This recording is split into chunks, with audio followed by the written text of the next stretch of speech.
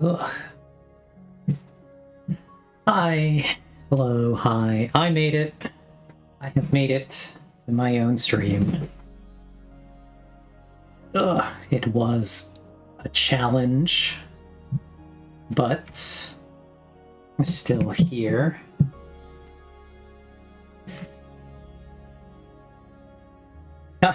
I'm also glad, Ox, that you are recovering well from my surgery. I hope you've been resting easily.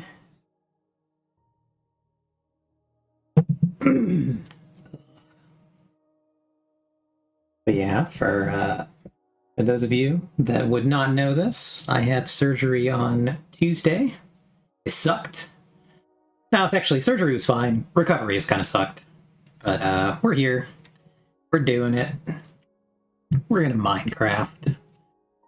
Just gonna have a chill evening. Ugh. Going over to the live server. I don't know where I am. So, guess that's issue number 1. Where the hell am I?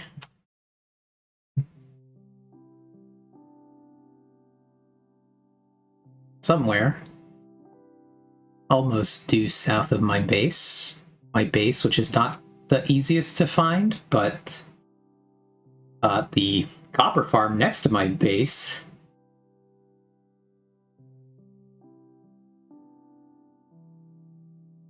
I feel like I'm like directly between, because I want to say that was over here. And I'm now over here. So I'm probably equal distance from there to my own base. If not, actually, I think I'm a smidge closer to my own base. I want to say the nearest portal... This is the cherry biome that has a portal, I think. Yeah, right there.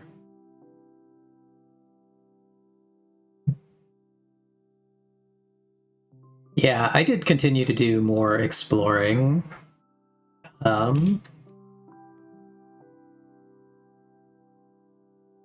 Which I comically found another lodestone. So, you know, would have been cool. But now they're not that interesting, so... I got one. We're gonna go ahead and start cruising. I think I might have to double check.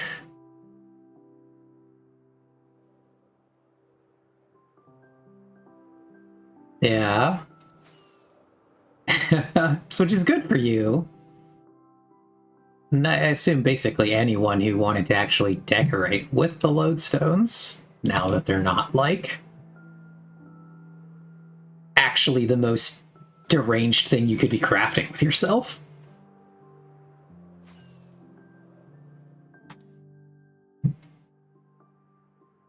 I do think I'll go ahead and just glide my way back to my base. The cherry biome is... kind of want to stop by to see it really quick, but not too far from my base. Are the lodestones just decorative in whatever you're building, Ox, or...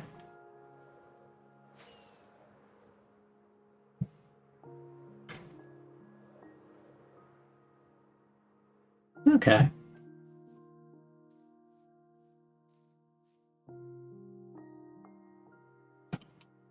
So was this the server's first cherry biome?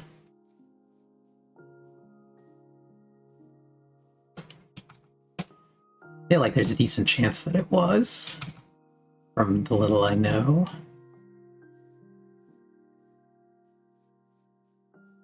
It's cool. If I was building in this area, I would build something on, probably just on this little island. It's kind of a cool island surrounded by water here. This is actually a really nice... I like this place. I don't have time. If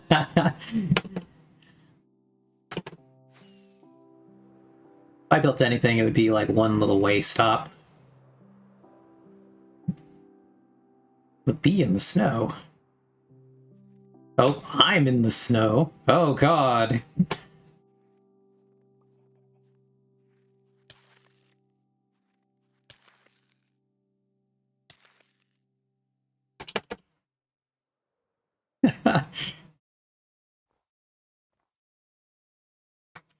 That snow is quite annoying, honestly.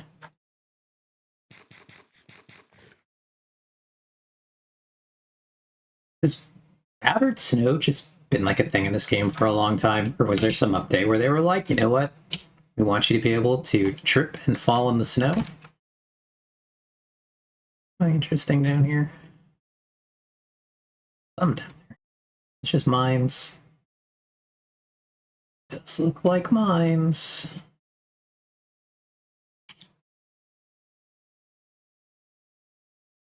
Yeah.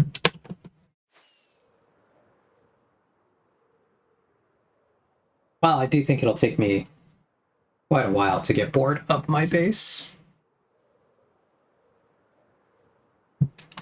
Sun. Nope, we're now going slightly the wrong direction. Ugh.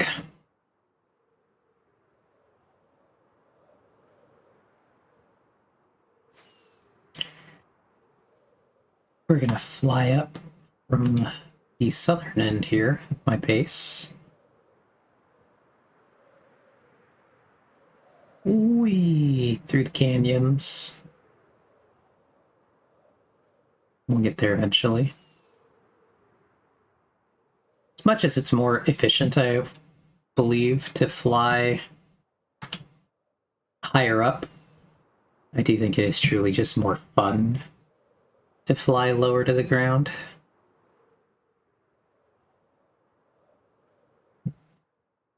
I've also always thought that this cave in particular here was pretty cool. I actually really like this area.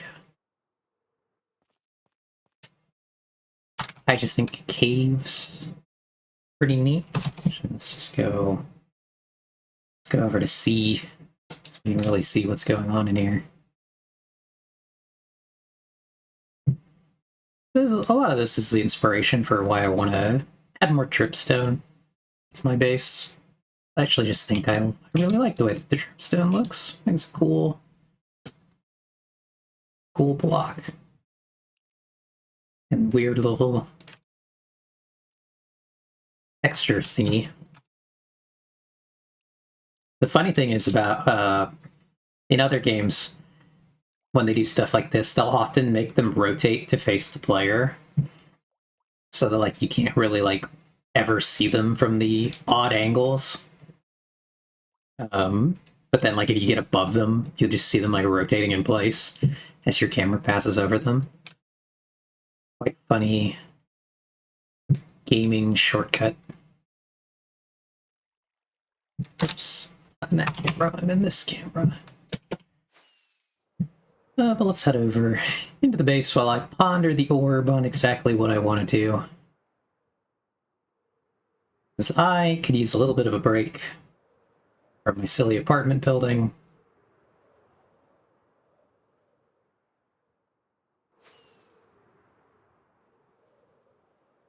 It's just nice to actually be in my base. Again, I've said this before to Ewoks, but to anybody else, this base is why I play Minecraft mostly. I really enjoy everything I've done here. It's a lot of good memories. It's been a lot of fun. And so most of my motivation is honestly to work on this. I've been working on the department just because I really like it. I want to build something on the Treehouse server aside from my Ender Chest shenanigans. But otherwise, I would just be like randomly working on crap in here. These armor trims. My one netherite ingot. Bottle O enchanting. The end summoning, yeah. What do I... Does this just give me levels? Is that what a bottle of enchanting is? Whoops. Oh. Some small amount of XP, I guess.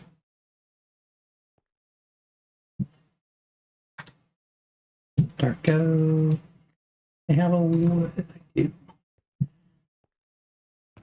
Been a little while since I sorted anything. I don't know where... Where do we think the lodestones go? Are they... Do you think that they're a stone... I guess I already even have one in here. I guess I've already previously thought that they're a decorative stone block.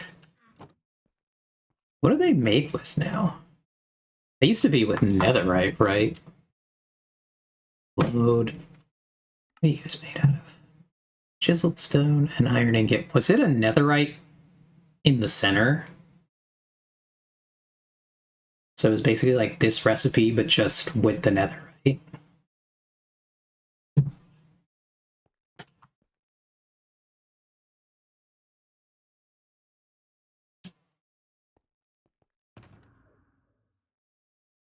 Where are my tools? I want to say they're over at the dig site. Might try to go do some more.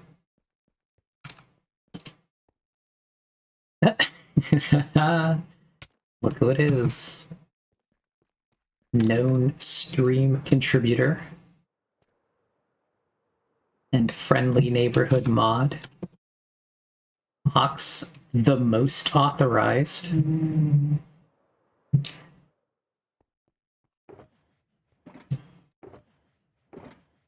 Okay. Yeah, I could try to get some netherite because I don't really have a good set of netherite tools.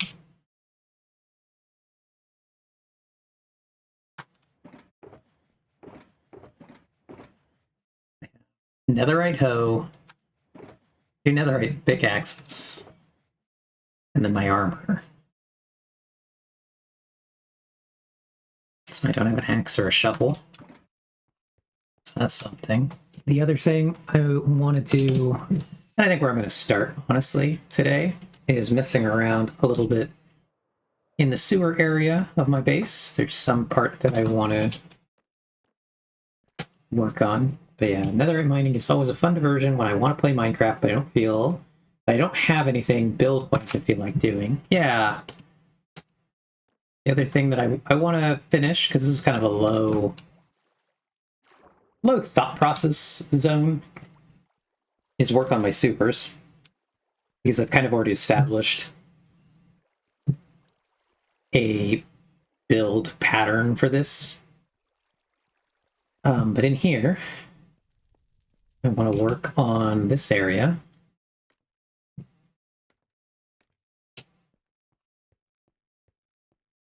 Because up here, yeah, for now, see, I started, but didn't quite finish. So what do I need here? I need brick walls. This part's mostly complete. Run the channel down this way.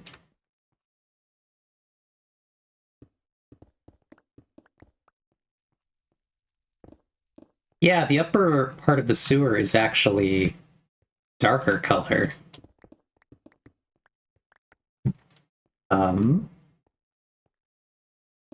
Mostly because everything closer to top of my base is meant to be more ornate. So it's basically like the same kind of pattern. I wish these blocks weren't quite the directional that they are. It's like, kind of irks me a little bit that face is then facing this direction. That's a weird block. I don't really know how to use the chiseled deep slate in like a good way that I'm ever happy with. I don't think I particularly like the blocks that look like faces, honestly.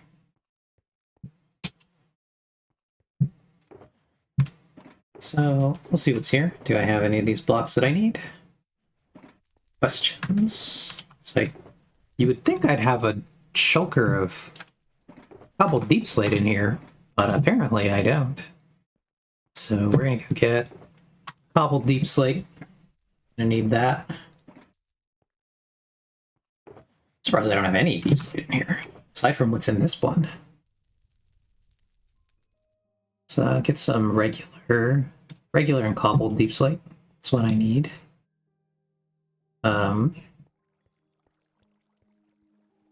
Maybe I'll scheme up some decent way to get from the actual storage into the sewer, because it's kind of fun, but currently there's not a good way to do that. Not really a good way to get to the sewer by any means, aside from jump in there and jump through these other grates that are over here. We'll use those to go in. Just because it's funny. So we're gonna go, we need not too much of this stuff, some regular, grab one of those. I want to get some, I have a take one of these. I can kind of envision using that. Go over here. I'll take some of these. I can see using those. What else? Do you have some? We'll figure out. We can do something with bars. That could be cool. Grab some lanterns. What else? What else? It's a little bit of how I usually build on my base. Is just like I just kind of grab stuff and start doing things. It's all tough. Oh, here's some more sorted deep slate stuff. I haven't sorted these yet.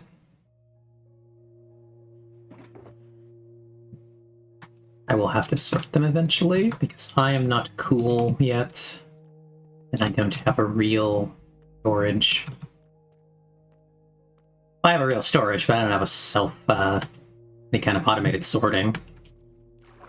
Wait, no, I said I would go down the other way. We're gonna go back. My other sewer access is over here.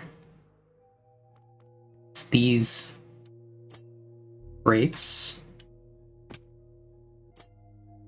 that will link up eventually to the other end of the sewer. It's still a work in progress, but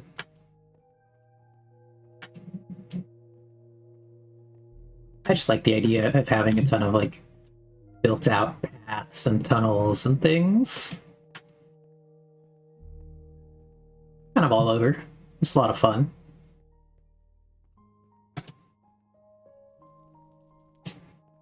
Alright, so we're back. Let's do these two. Those down. And let's just start tossing this other stuff in here. Just be the miscellaneous stuff.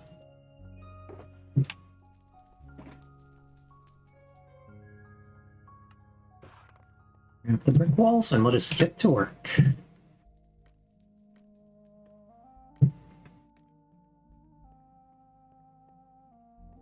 Do you think that your base will ever really have like sewer system or anything much underground to speak of? Or is it just kind of a above ground affair over there? So here I want to mimic this shape. So it's bricks on the side.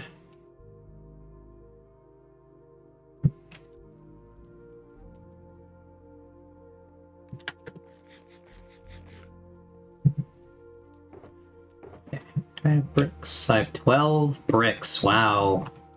So many bricks. So little time.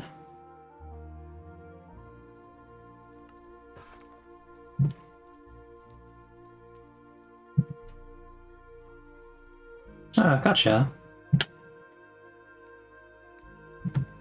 Yeah, I do. I actually really like the tunnel under the runway at your base. Oh, I did polished for this. Okay. Let's go back down here. I really spaced right there. Grab that. Grab this. And we'll make some polished guys.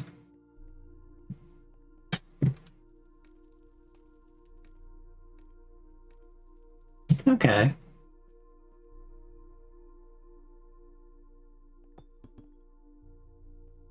So, let's see. I need to mine this out one wider.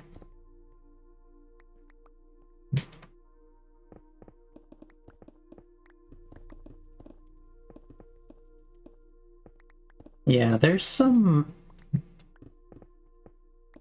Sometimes it's hard to say exactly how polished I really want areas to look. Because, like...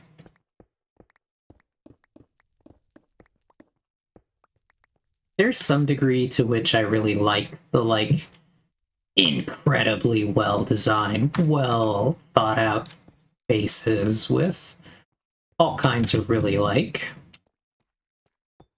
crazy architecture and all that stuff. And then there's sometimes that I'm just like, I don't know, I just like the, like, this was obviously somebody's little base that they built slowly over time, and they didn't really have, like, this huge, grand vision to it. They just kind of was the thing they put together, slowly but surely. And I enjoy that. Because you get these, like, really magnificently well-constructed areas, but also because you just then get, okay, so we can't go any higher than that. You just get to see all the little, like, personal choices they make. Things that they do, what they like. And I really value that. I think that's really cool. So I'm always a little torn. Always a little torn between how much I want something to truly look totally, like, pre-constructed, I'm making a YouTube video and it's got to be perfect, versus how much I'm like, I don't know, just build like the thing and it's like, it's fine that it just looks kind of wacky. So I do need that to actually be higher, because that's not going to work. So I'm going to have to pivot, making at least that part of the ceiling tile, just to keep with the motif of what the one block I'm forced to use because I can't put something else there.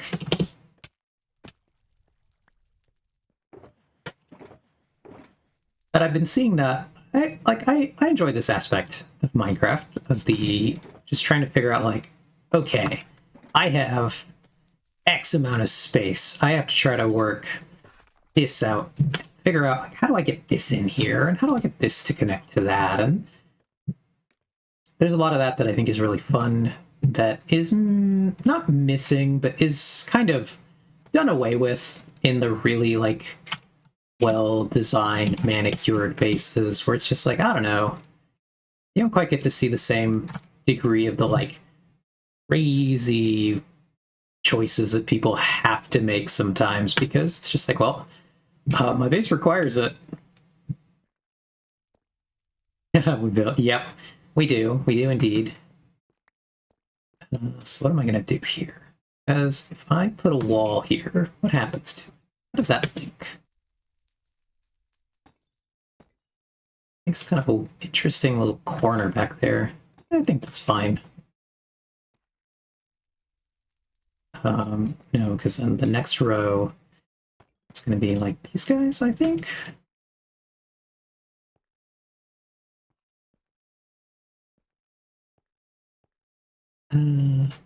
Does that look good? Or should I do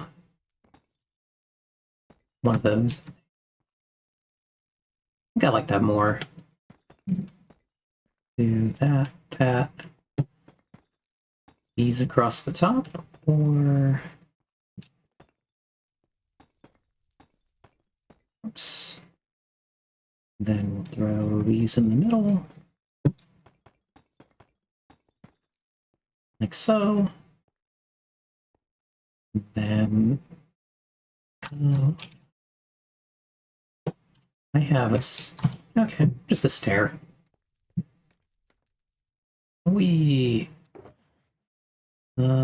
Stairs.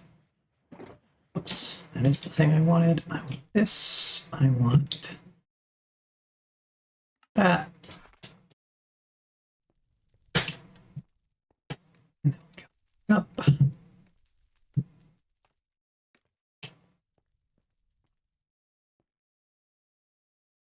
But yeah, in my opinion, there's something to bases just being a really interesting little expression of yourself. The things that you like to do. Like I said, the choices you make when put in certain situations and how this stuff makes sense to you. I really made that quite high. Fill this in, these bricks that I have.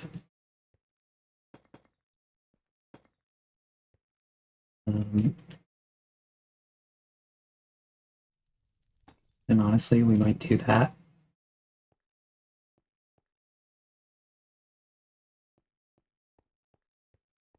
So what does the space look like over here? It's too deep slate. I don't know. No, we can here. So what was that? It was then two more. It's a brick wall. That's the whole thing. Why do I have? Oh, it's because we're going out right here. So if I do, let's see, put those down. If I do two brick walls here. See, if I do one brick wall, I would then still want to do stair like that. And then the brick wall feels entirely worthless. So pick it out and just put a regular brick in there. Then we'll grab one of our tiles and we'll put tile here. And I think we're just going to go with that. Oh, because that is actually exactly the same choice I made over here. And I think that links that quite nicely for us here. So now I'm going to take out this part. I'm just going to make it all tile. Even though I think a lot of this will be hidden.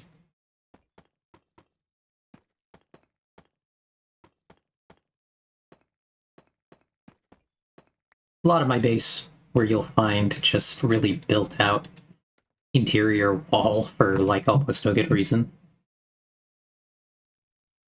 Tile deep slate is your favorite deep slate.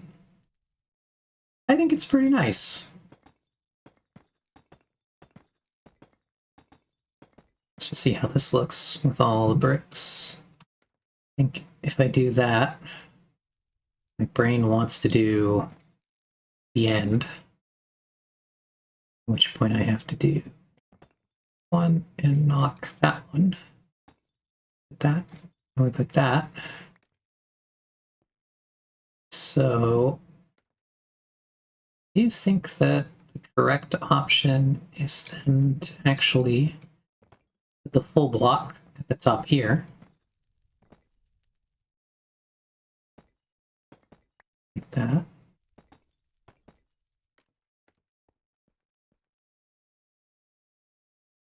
It gets really dark if you use a lot. It's so satisfying. Yeah, I do really like it. And I think for the most part, that's going to be this upper area. Obviously, there's more that I've yet to dig. This is some of the oldest, actually, digging in my base. These areas were originally going to be the first iteration of the sewer, and they linked back to this, which used to be a clear entrance. I have knocked it out, actually, and forgot that I knocked it out to currently access this area. So maybe this would be a fun place to put just like a secret door. Because normally it just looks like that. And so I think this could be a really fun sewer access area. If I make some kind of redstone in this corner, because from a distance currently, that's just what it looks like. It's the back corner. And it'd be a great place to hide, just like a maintenance access. Because originally it was going to be a tunnel, but I didn't know what was going to be on the other side of it, so... Oh, yeah, that would be really cool. I haven't messed with the calibrated sculk sensors yet. Opens the sewer only if you make a rat noise.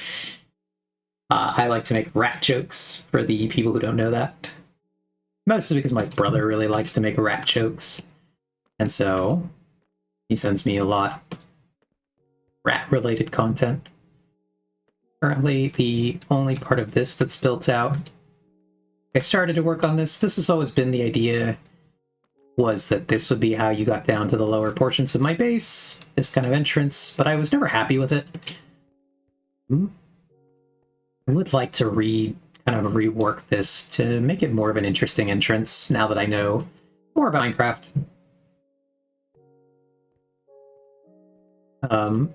And this was actually up here, originally going to be the first house that I built. You can almost see the echoes here of what ultimately became the Hell House over here, which I think was a much more gracefully executed version of the idea I was having originally over here. But this was some of my, like, earliest building area, where I wanted to have a window into this, like, underwater cave, and I wanted to clear out this and, like, expand to do kind of an area that bordered it. And I still want to work on this. I think this is going to be kind of a cool little... I want to, first of all, this is where my only conduit is, hanging out down here. But this, if I'm not mistaken, exits all the way out to the waters behind my base. Let's see, where am I? No, I went too far, but somehow it exits into this area. And there's another slash. We need C to figure this out. Yep, I was really close to it. I kept going on accident, but we do hit the surface here. So I kind of want to make a little back entrance through the water to my base.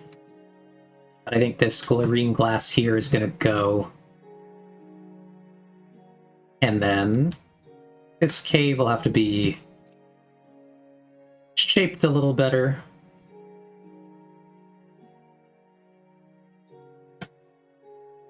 And now that I have sponges, reclaiming area from the water would be a lot easier. There's also like a lost shulker down here.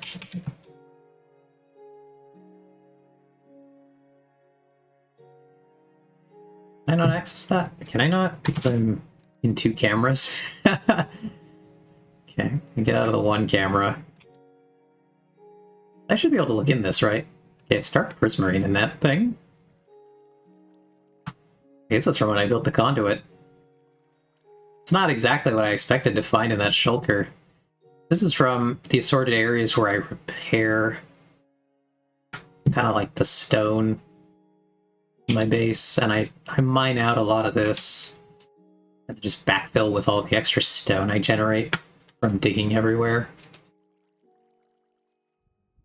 So yeah, this be a project for the future. There are many projects for the future here. It's always something to work on. I don't know what exact biome I want to try to build here, or exactly what I want to do, but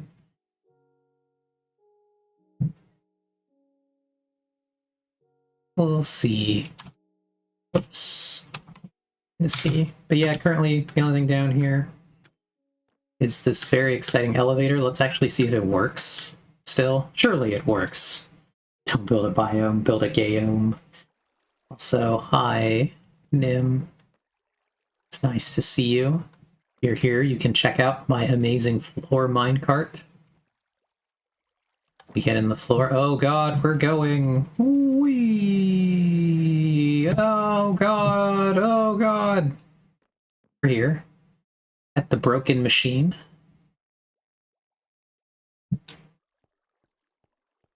You can tell that it's broken because it's not making a lot of noise. Like it should be. I also don't know if there's like a system down here to where the sea lanterns are. I've never questioned it, but now I wonder why are some of them sea lanterns? Oh, is that what that is? Okay. It's binary encoding. This is the broken... Okay, hold on. Let's go. Again, we're going to go to C because it blows out all the light. This is the incredibly elaborate Ender Pearl teleportation system that Vex keeps trying to build unsuccessfully. In theory, you... Oh, it started. I don't know why it started. Did I just not hear it? No, see, now it's making sound. Why wasn't it making sound earlier? Anyway, so to use this thing, you push your note block, your block comes up, and then you're supposed to, like, get on here. I think you go to the back, then you turn, then you look up, like, 89 point something degrees, and you throw your ender pearls into the snow. You hope they catch, the machine then holds them, and then whenever you want to go somewhere, you change the page to, say I want to go to Station 1. Actually, I don't even know where Station 1 was supposed to be, but if I wanted to go to Storage, I would go there, and then I believe I would punch the note block there. Nope, maybe I wouldn't. But it would, in theory, teleport me, and it doesn't. It has basically never properly worked. Now it's just a big dead object down there. I think until Vex decides to tear it out, build up whatever design thinks will work next. So, you know, perhaps if it worked, it could join the list of coolest things in my base, but as it stands, it doesn't. It does not work.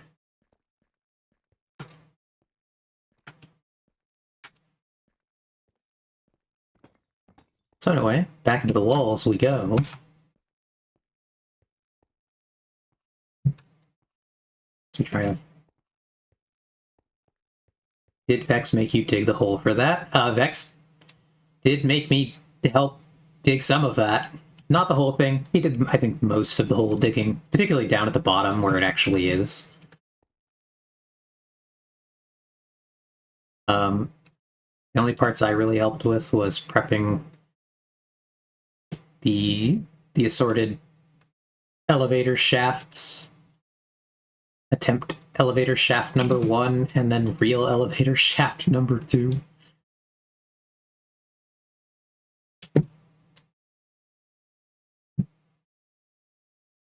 But otherwise, I mostly just location scouted for it. And we ultimately decided on this area.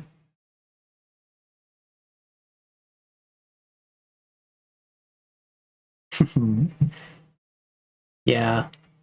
Again, I do wish it worked. That would have been cool. I don't know how much I would use it, because like, I very infrequently am going to Storage. Not usually the place I'm hanging out. Alright, so now the next thing we're going to do, we're going to break these lights, because we're going to figure out how the hell do we light this area. Pretend this was bricked. I just want to see what the natural level of lighting in here is. It's real bad. There's like the ghost of light coming in from the top. That is actually my storage up there. We can see through the floors. If we were the rats, this is how we would transport our way into the sewers. So, figure out how to light this in a cool way. Kind of thinking of doing floor lights, but I don't know.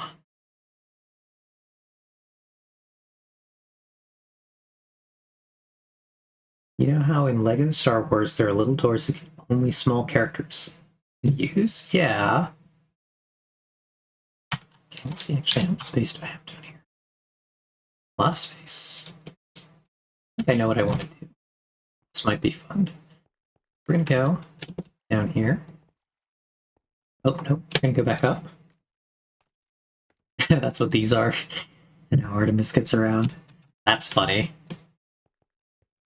Okay, I'm gonna go back. Can I get in here again? This way. Really, why doesn't the other side link yet? Let's see.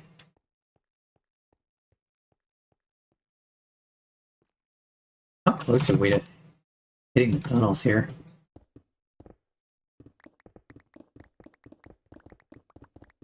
Surely we hit a tunnel. There we go.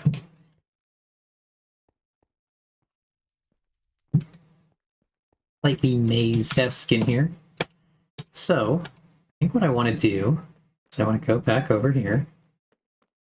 I want to grab... Oh, I only have tinted.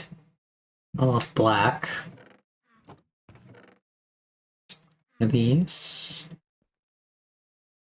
No, let's try the green. I think I like the idea of the green. Do that. We'll grab one of these. And then we'll ponder the orb on exactly what color light we want to use here.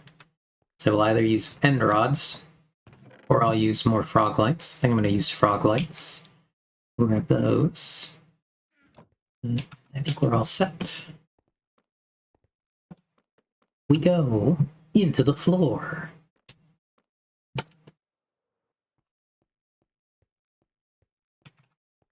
I slowly navigate my way around. So, I think my idea that I kind of like here is I want to tear out the floor. Because currently these smooth stones.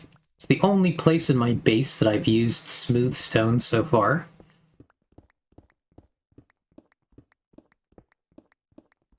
So we're going to pull that.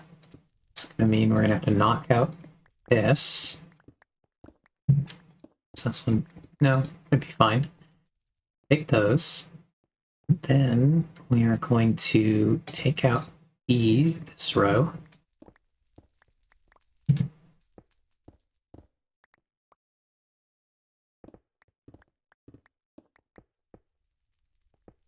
Because one of the things I really like to try to do in my base is not use direct lighting when I can get away with it.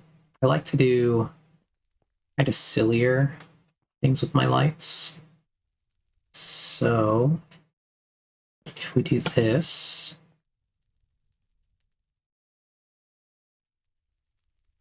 I think that I want to do... Let's actually open it up one more. One more. So I'm scheming, I'm plotting.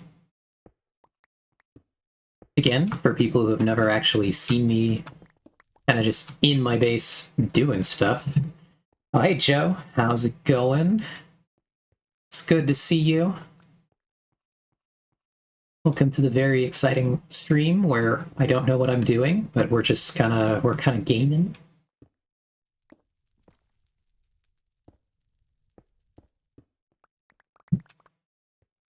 We're Minecrafting.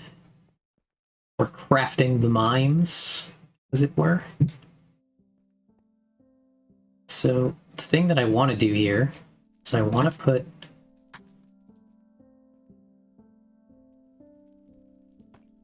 not that there, but I'm gonna do these. I want to have the floor be glass here.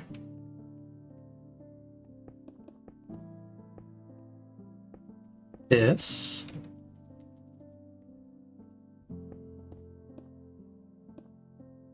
Okay, just put a torch right here for now. Do that. And then I want to have. I'm debating. Either I'm going to put slab. Building a sewer out of glass. How will you ever keep it clean? We don't think about that. I don't think it's actually ever really meant to be clean down here anyway. So, and then I'm thinking of putting the lights like somewhere, probably still like one recessed here. I don't want them to be quite visible, but I want the light to be making it kind of diffusely into the floor here. So I gotta figure out exactly how I want to do that.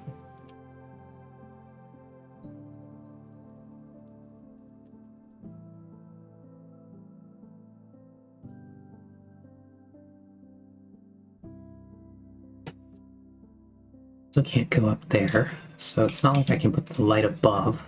I have to have the light kind of coming from below. And so, like, I could also do the thing where I just put one of these glass blocks every so often, and then, like, keep the rest of it smooth stone. Like the rest of the sewer design. Just have some glass blocks. Though I would change it to this one.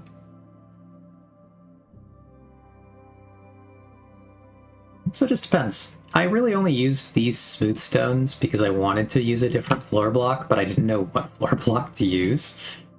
That's how we've gotten here.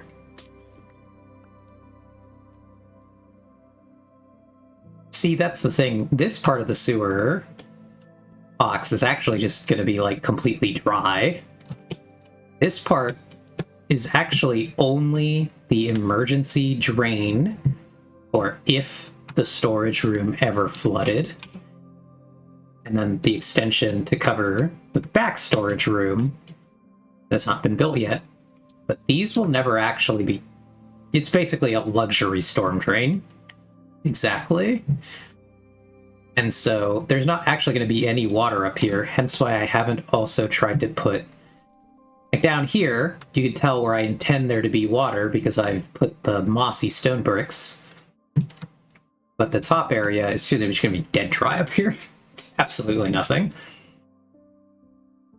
So that's kind of why, honestly, I've made it a little more interesting looking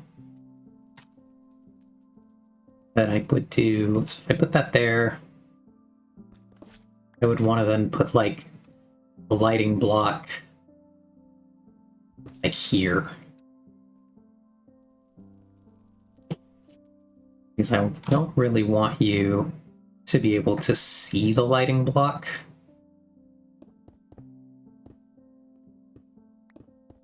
This is a design that ultimately got used over here in my base. Let's see, where is it? There it is. Basically, I'm building these again, where there's a light around this J hook in the floor here,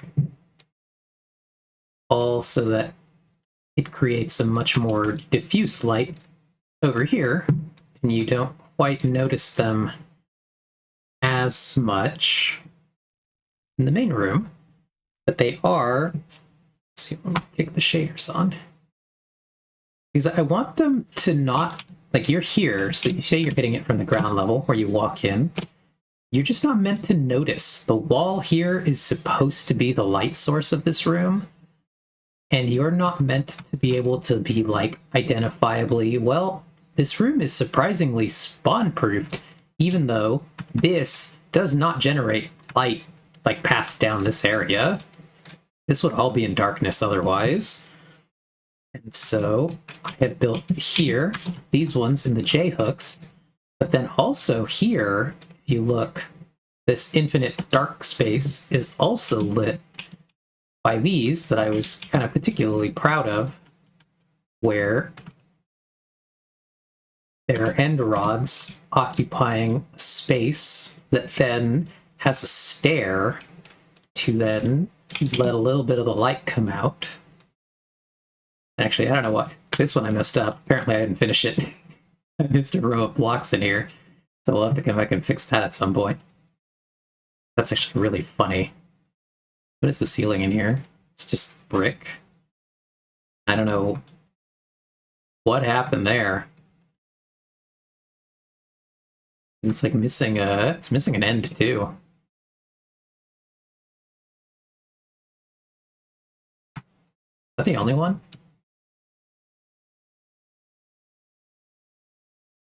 Yeah, for some reason that's the only one that's quite unfinished.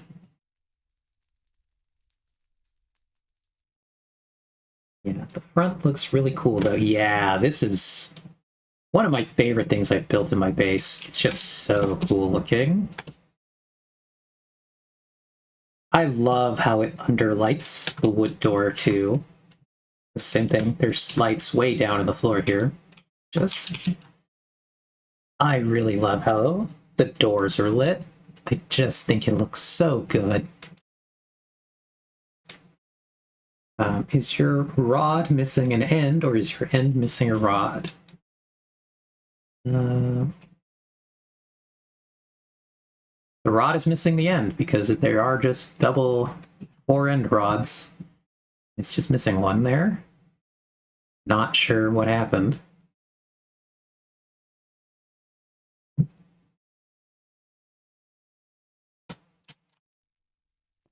Anyway, I would do something similar here though.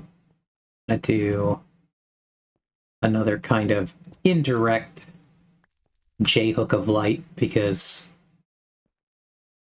I just like that. I think that looks cool. So we do probably just these here and some down here.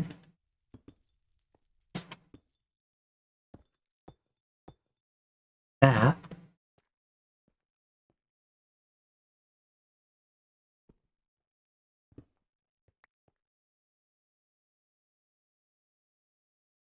Yeah. You're right, you're right. My bad, my bad.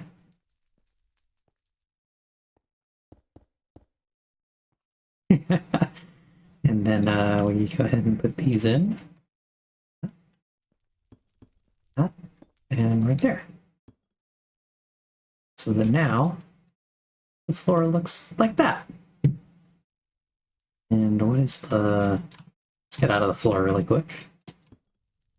So I'm going to take out this torch, turn off the shaders, and turn back on my light levels, just to see what light level we get to. It's actually really high. 10 is really quite good. So I wonder how far we'll get before the 10 drops off. So let's build the other one on the other side. So that means we'll do... That is right here. So I would make this one the block this one, the glass, the frog light goes here. And we start to backfill. But I'm gonna run out of material, so we're gonna have to go get some. I think the level with the frog light should be empty except the frog lights. That way the windows look the same from both directions, if that makes sense. Okay, hold on. Let me go ponder the orb about that sentence. I think... Oh, forgot. I think the level with the frog light should be empty except for the frog light. That way the windows look the same from both directions. So that would be... Let's get back in here. The level with the frog light should be empty. So we do that, that, that, that, that. We knock that, that. This and this. And then we fill in these. We fill in those. You meant the row directly underneath the glass. The row directly. So, like, I'm not entirely sure I follow. Let me get in here and get these blocks, though. Yes. Can I get to you guys? There you go. Down one. Okay, so I think the level with the frog lights should be empty except for the frog lights. That way the windows look the same from both directions. So, okay, the window is this. We want it to look the same from both directions. So, are you saying, like, if we did that way, that way? Oh god, I ran out. Let me go get those. I'll ponder the orb some more. It's the thing in my base that I'm constantly using tons of. It's this stupid polished deep slate. So much polished deep slate. It's everywhere. Filling up every nook and cranny. Oh god, falling down. Alright, we're back up.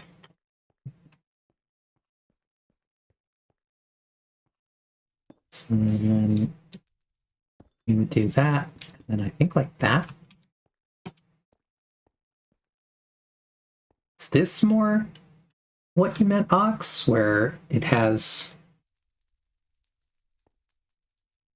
one on that side, one on that side? You do polish for a living, so that makes sense. All right, yeah.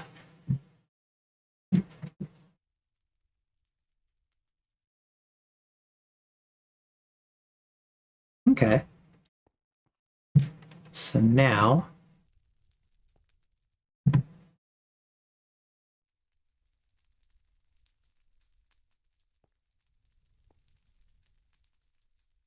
Okay, so we build the same thing on this side.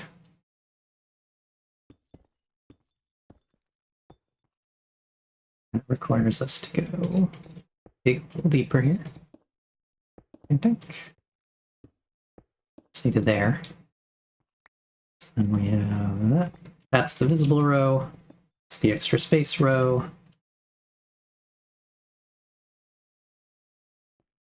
Fill these in, that one in, that one in. Take that out. And then we put one of you, and you two, and that one.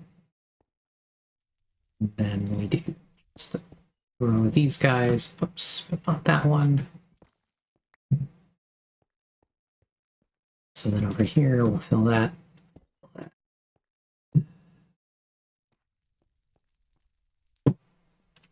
We'll knock that one out. Over here.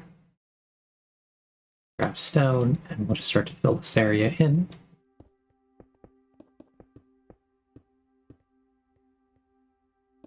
So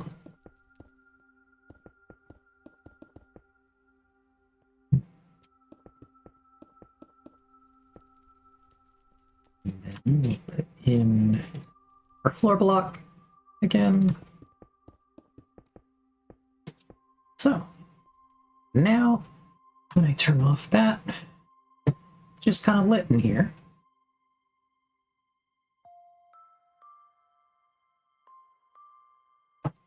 Eve, were you and Artemis dumb like me and burned the top of your mouth with pizza yesterday? I managed to not do that, but I know exactly the feeling. Sometimes you're just hungry and the pizza is so good and it's just like, yep, nope. I will eat pizza now.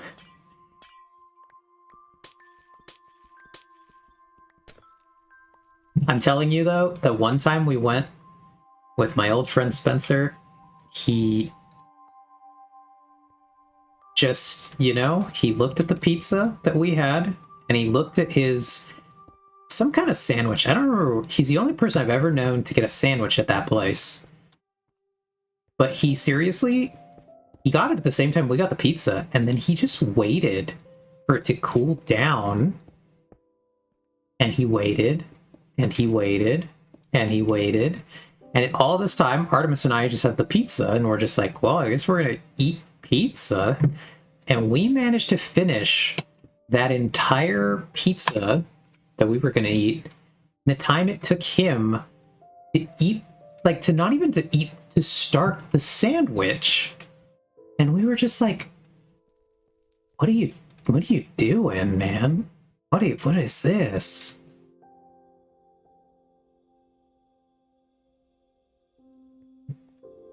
Spencer was a weird fella.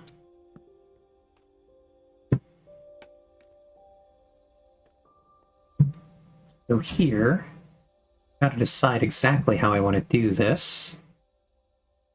My question, I guess, is going to be, does Smoothstone have a stair? I don't know the answer to this question. Do I have any Smoothstone? Does Smoothstone have a stair? No, it has a slab. Not a stair, though. What a weird block that Smoothstone is.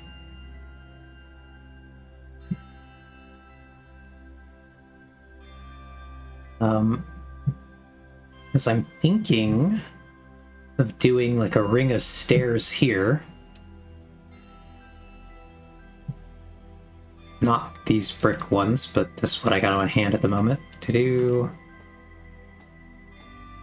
Whoops.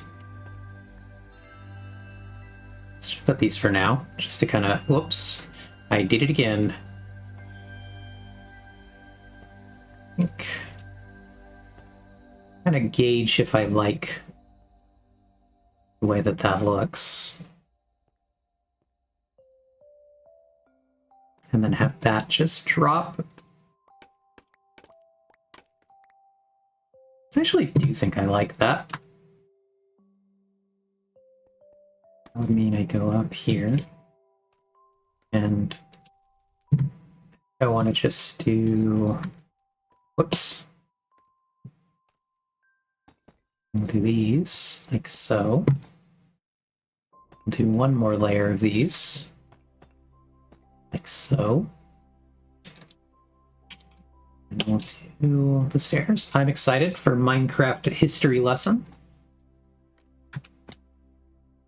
Some of my favorite parts of Minecrafting is asking Ox questions about how long has this been like this, or why did they do that?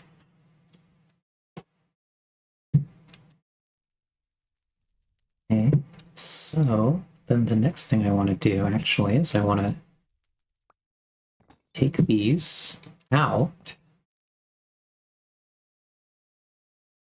And let's go up by one.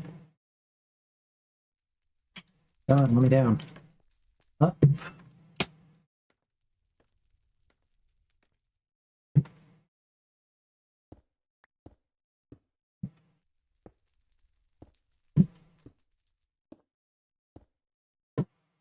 I want to do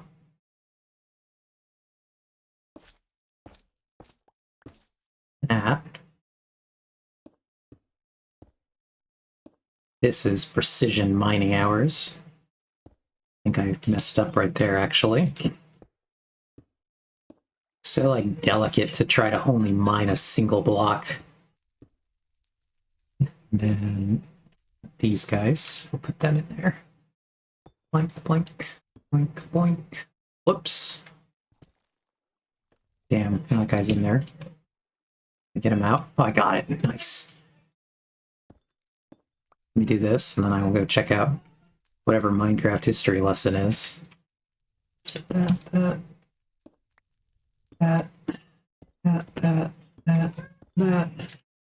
Take that. Go. Whoops. I'll put this, that. Go down.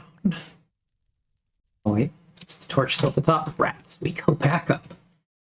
Okay. Let's go back and read this message. Once upon a time, if you crafted a stone slab, you would get what is now called the smooth stone slab.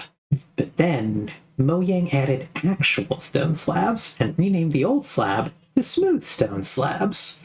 With that, they added the smooth stone block, smelted from stone, but they never added any other formats. The end. You're not gonna mine out the diorite. Banned. Possibly Eve of Winter for being an imposter. If I do, it'll probably be from the bottom here. Ox is referring to the fact that in a lot of my base, I have mined out the like pockets of, so like see all this brown stone, Joe, is granite. I generally mine these out and replace it, backfill it all with stone. But usually I do that more in like big calculated bursts. So like while I'm doing a building project, I'll tend to just ignore stuff like that. And then when I have like nothing I really want to be doing at the moment, I'll go in and I'll just like mass dig out areas. I don't want to do that right now though, because I only have one pickaxe on me. So now we go down. Whoops. Check it out. How lit does that look? It looks good. Excellent. And that's going to basically be in the roof of this room.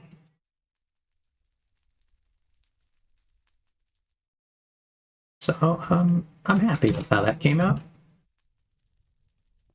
But yeah, normally, so I'll like put some torches here, and then we would just go pull out all of this. I tend to leave the andesite because close enough. Doesn't offend me in the same way. But one of the big reasons I do this, I don't think I've ever really talked about this, is because I really want to go back when I've got, like again, another project that, let's just dump these really quick. Dump that one too.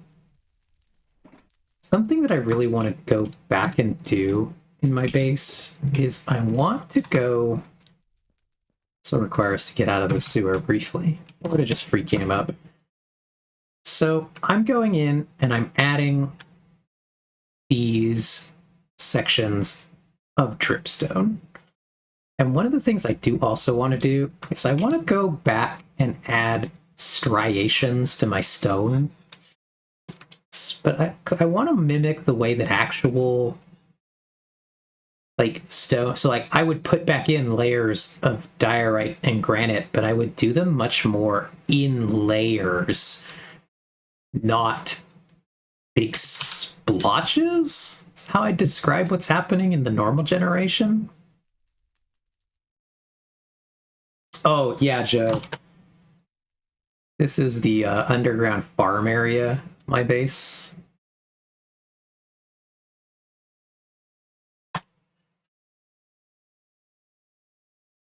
where I farm my crops.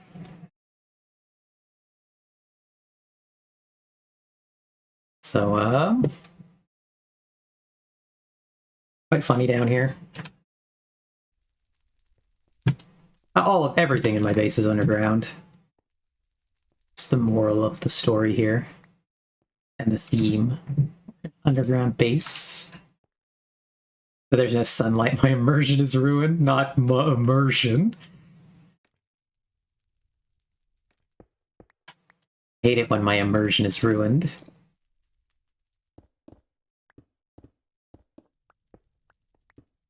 Yeah, everything in this base is either underground or upside down. Some of them are even upside down, underground. Crazy, I know.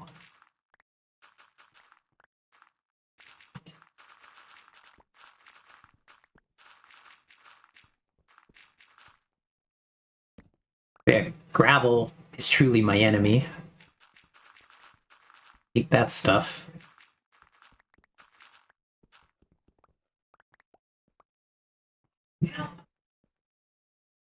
Okay, which one's upside down, underground? There are parts, so I actually think there's currently nothing that is upside down, underground yet. But this section over here, this is the start of it. That was the original idea, was this was going to be a big building that went in this area.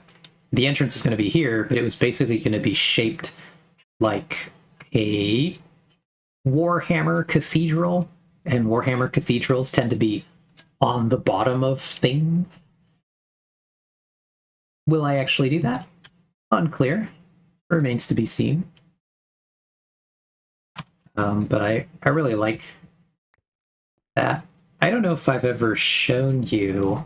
Let's see if I can find one box, because it's interesting. We're going to go over to the desktop. Hello, desktop. Tab over here. We're going to go Googling. Go to, what do we want? Warhammer 40K Cathedral. Let's see what we get. Not a lot of what I think is official images. I think a lot of this stuff is mostly like custom terrain for the tabletop. A lot of people making stuff for the tabletop. But yeah, Joe, I agree. Building a Warhammer type cathedral feels like it would take a long time, considering how intricate the Gothic architecture is. Yeah, so we're going to go 40K, and I saw this related search that made more sense to me when I was like, okay, I know what I'm trying to find. It's because I'm trying to find something that looks like parts of Tertium. And I almost know specifically what image it is. Joe's kind of going to have a good idea, kind of the images that I'm looking for, having played some amount of Darktide.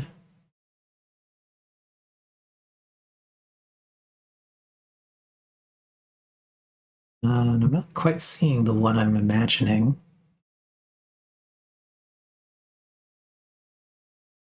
Maybe I missed it near the top. Let's go back up.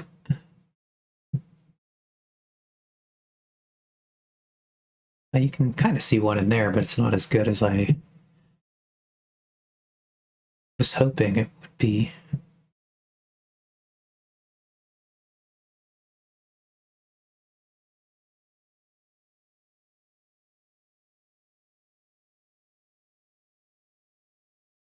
There's some particularly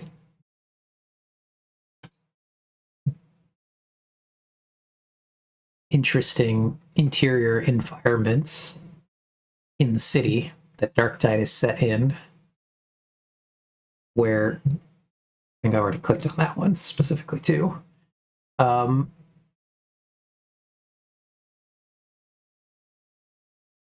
you'll just see that there are like buildings coming out of the ceiling in like any grand open area. And I think it's quite cool looking.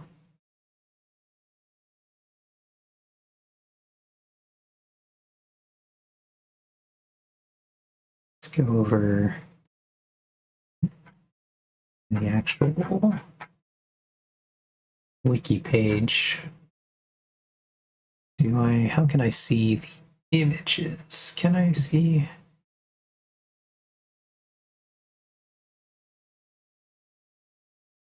Figuring out, like, what's a good wiki to actually look at is always a mess. This is a lot of the images.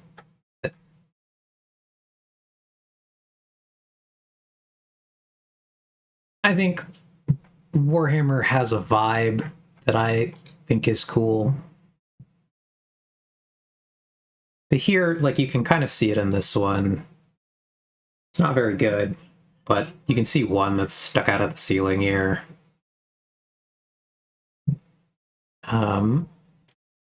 The other funny one is that it's on the spaceships. Warhammer 40k spaceships. You'll see them stuck to the bottom of spaceships.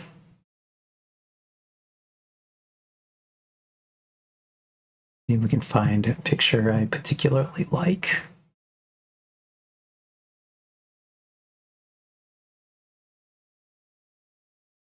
I actually think that the Morning Star. Whoops. Morning Star. That's a very obvious one.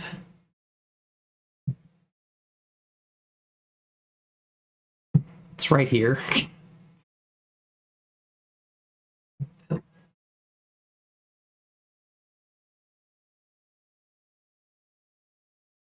Which is quite funny. Cathedrals are space barnacles. Yes, this Morning Star.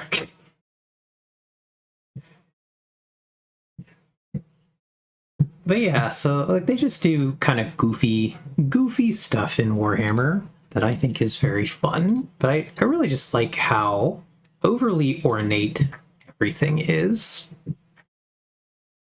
That appeals to me.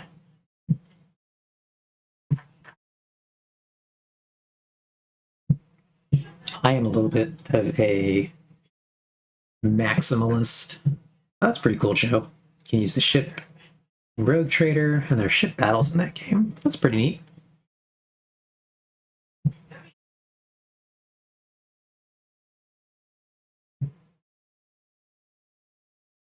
Yeah, Warhammer gets goofy. So you'll just see stuff like this. You're like, oh, okay. That sure is just a cathedral in space. Doing something. Who knows why?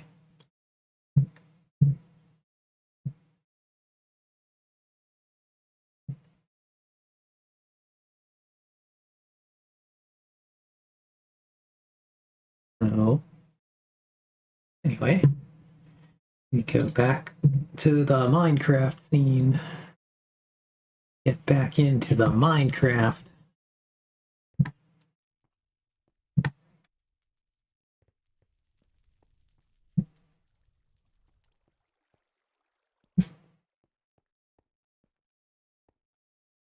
I don't know. A lot of times I just like to sit here in my base and kind of improvise. We make it up as we go.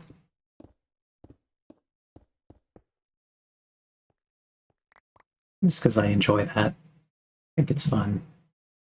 I just sent you a Minecraft build that reminded me of 2B2T. What does 2B2T stand for again? I want to say that was the big Anarchy server, right? Don't quite remember. So let's go look at this.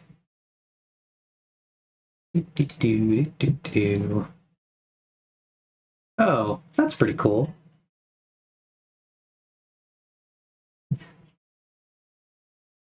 It has the energy.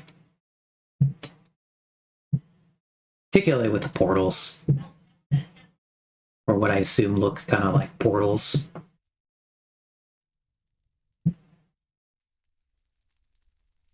Okay, but it is the big Anarchy server. That's the kind of thing, Joe, that I wonder if Ghost Boy would enjoy playing on an Anarchy server.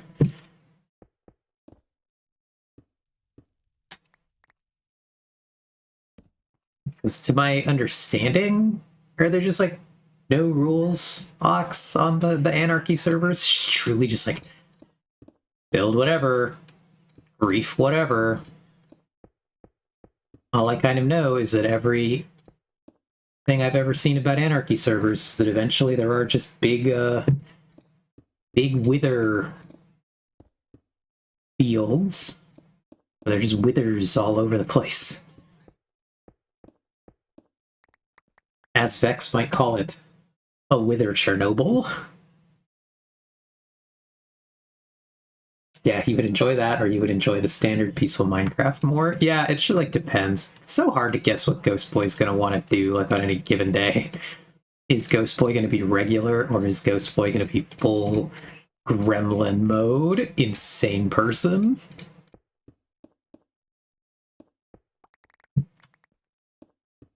Which is fun, frankly. But quite silly.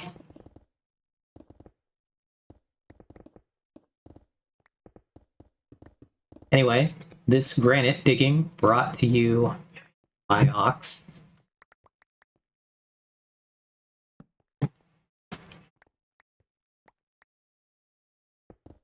Much of this stream brought to you by Ox.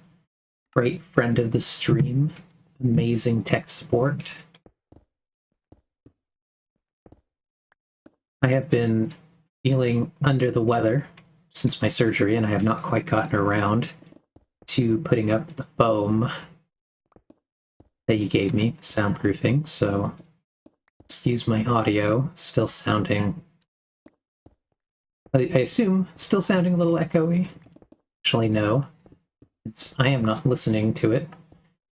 I know some streamers like to do that, and by some streamers I'm thinking of my friend Acorn, who is always listening to her own voice through the headset, which sounds horrible. I would not want to do that, but like, she just listens to her own audio so that she knows what it sounds like. Yeah, I agree. I agree, Joe.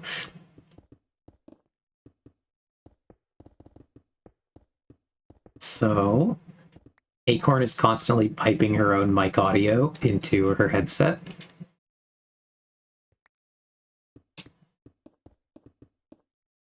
Yeah, her audio is pretty good. I do think that Acorn has gotten most of her stream production down pretty well.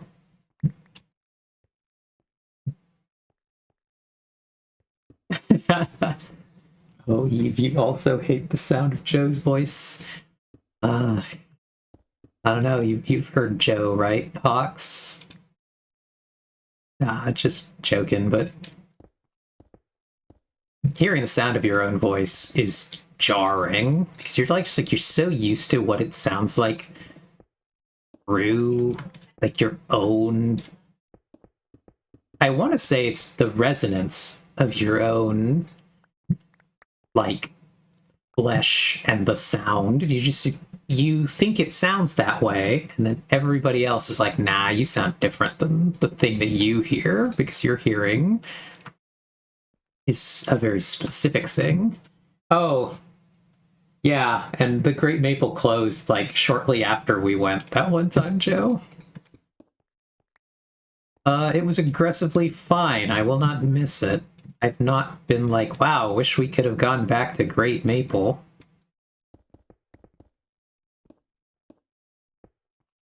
Yeah, the French toast log was not that great.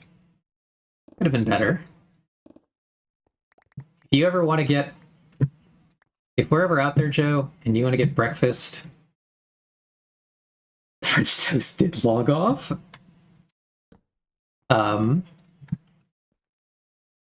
We found a better place to go get breakfast out there. So if we ever go, we can go there sometime. Place I actually enjoy, as opposed to other places I've had breakfast out in that area that I have not enjoyed, that I've been to more times than I care for. No, the Shakers, yeah. It is the Shakers Ox. But no, Joe, I did get the French toast log while we went out there. It was not that good. Did not like it. I guess you missed out on your chance to try the French toast log, but I'm going to tell you, you didn't miss out. It was bad. One of the things with French toast, yeah, French toast is interesting. In my opinion, you need to really let French toast soak, because you want the, like, all this, the milk and stuff to kind of penetrate the bread to make it moist on the inside. And so what happens when you don't do that is instead you just end up with toast that on the outside is like cooked up like a French toast, but then on the inside is just like regular ass bread. And I just don't think that's very good. I think that French toast should frankly be a little bit more what I would call custardy, where you've let it soak in, it's got a texture inside, it's interesting. And so like the problem there was at the Great Maple that the bread was so thick that obviously, because it was a log, it just couldn't penetrate. And so it just ended up bad. You were just like, cool, I've gotten past the delicious outside, and now I just have dry bread in the middle. I just have nothing but dried bread. That's not what French toast should be like. Yeah, everything at that restaurant was just a little bit off. Yeah, I agree. Reason, we're not going to miss it. Did you ever get an opinion on Great Maple from Cell? No, I don't think I did. I could ask them sometime. But I don't think I did. Or if I did at the time, I don't remember it.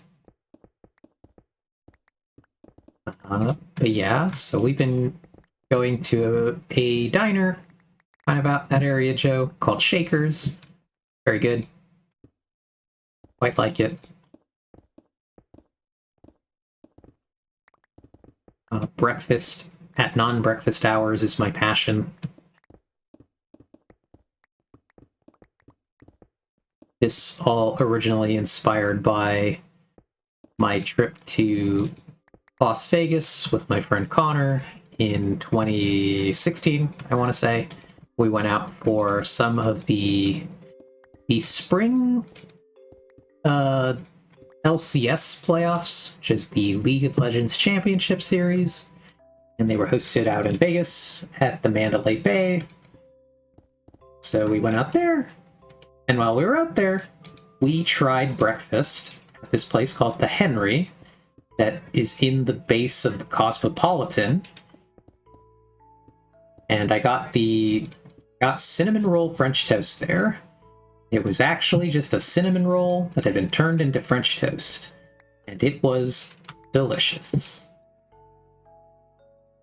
And that inspired my quest for cinnamon roll French toast, which I have now made a bunch of times with Ox. It is quite good. I'm frankly confident it's better than what I got that time at the Henry. With the moral of the story being you probably can make most things just better on your own if you really want to make a good version of something. Ox does make the best cinnamon rolls. This is known. So, you're all missing out by not getting to have them.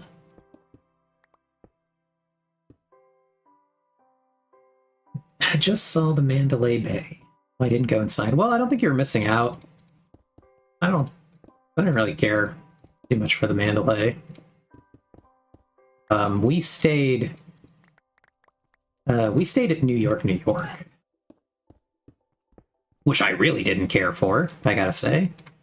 New York, New York truly has big boomer energy. And like I don't get it. I don't know why you would want to hang out in there. Like, you could go to real New York, or you could go to fake New York inside of a hotel in Las Vegas. Quite a baffling experience, in my opinion. I just don't get it.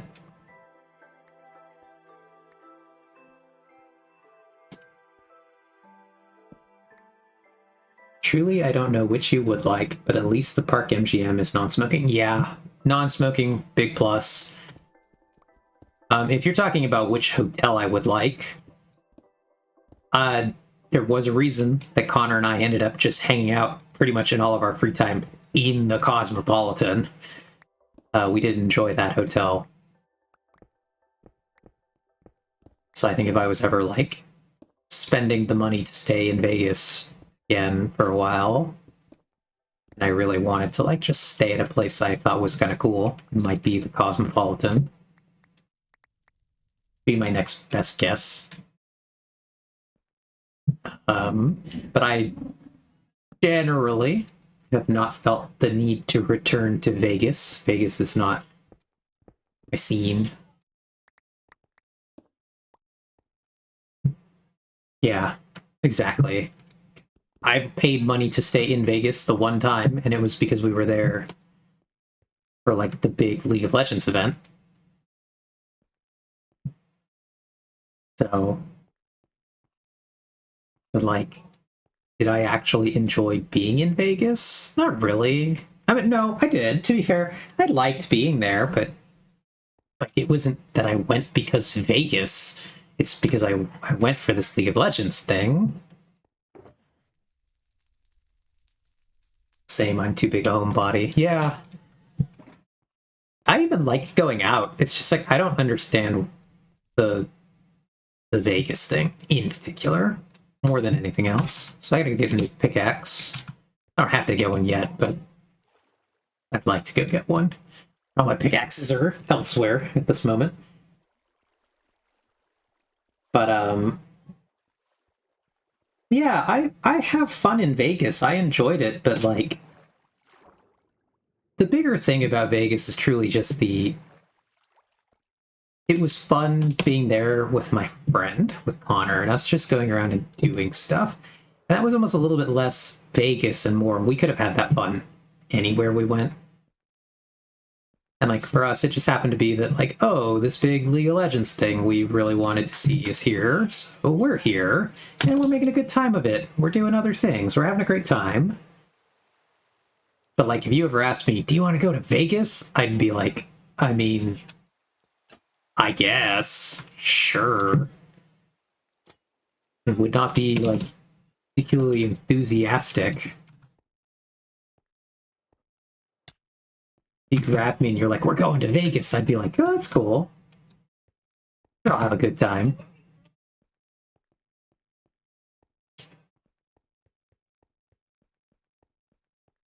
But it's never been the thing I want to do with myself. I don't know.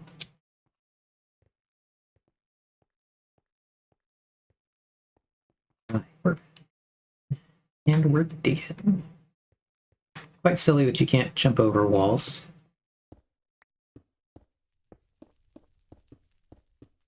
They are whatever amount of pixels too tall to jump over.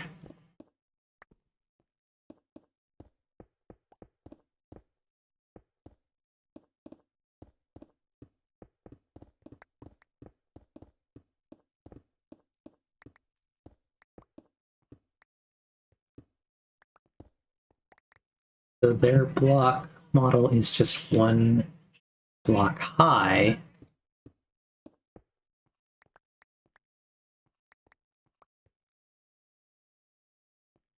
but their collision box is 1.5 blocks high. Yeah. They are slightly tricky in that regard. Is that for anything other than just you can use them to mob proof or like to like build fences that mobs and players obviously can't get over? Was that like truly the only intent of why that's like that? Or is there some other interesting function that that serves that Mojang is like, yeah, we like X thing that this enables?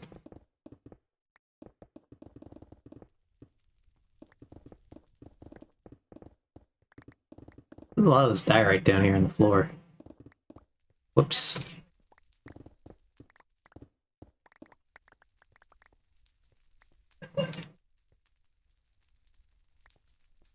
Scrap that one back.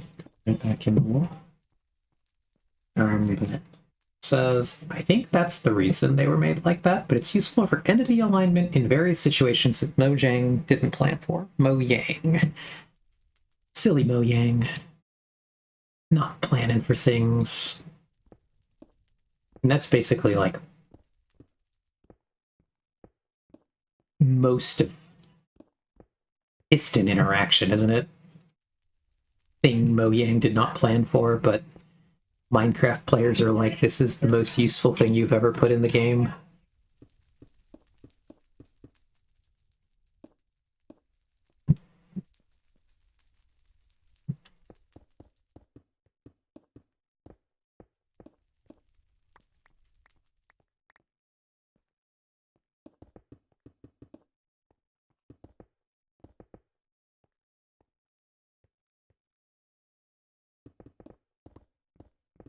I guess he's like kind of. I'm just like broadly generalizing though with the adventures of quasi connectivity. I'm gonna take a moment to drink some water here.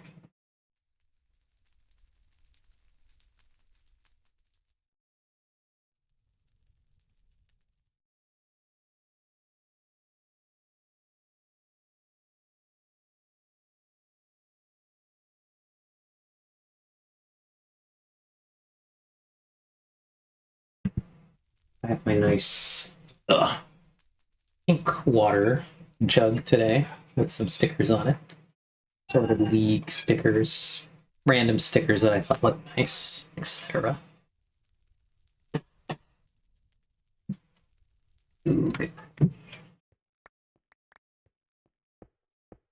I talked about this on Acorn stream that I did not get the using stickers phobia. I actually just use my stickers. Over my Xbox, they're on different things.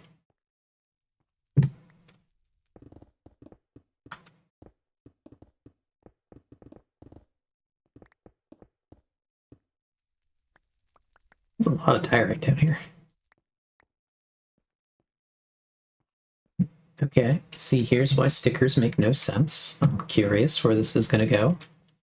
I do think there are a lot of reasons stickers don't make sense.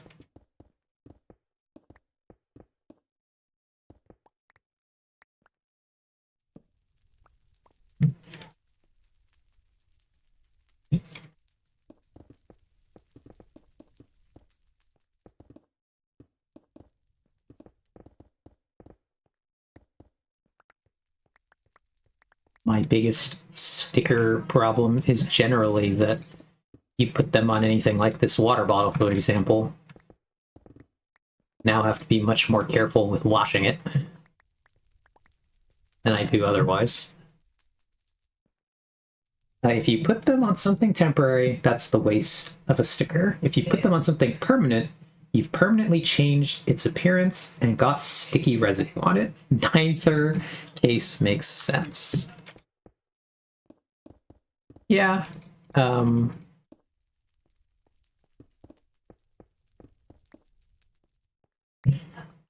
See, I didn't quite get the...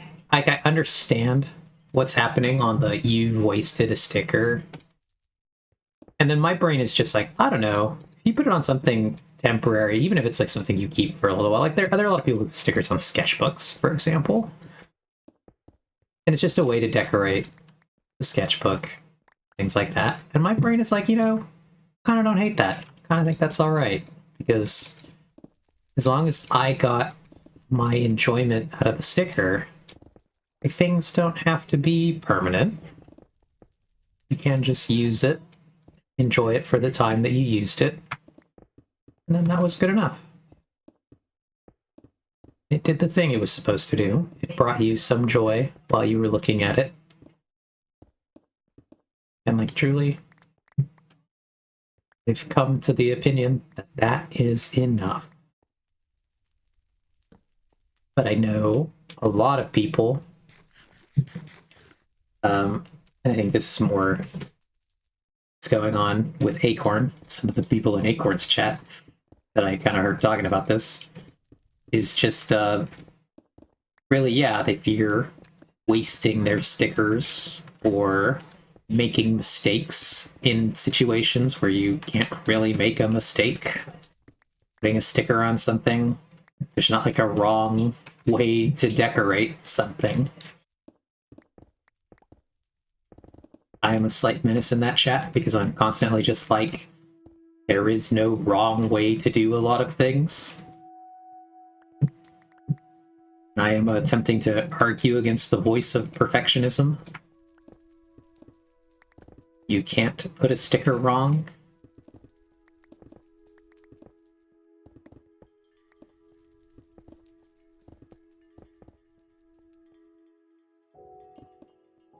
A lot of why I like to work the way that I do in my base is because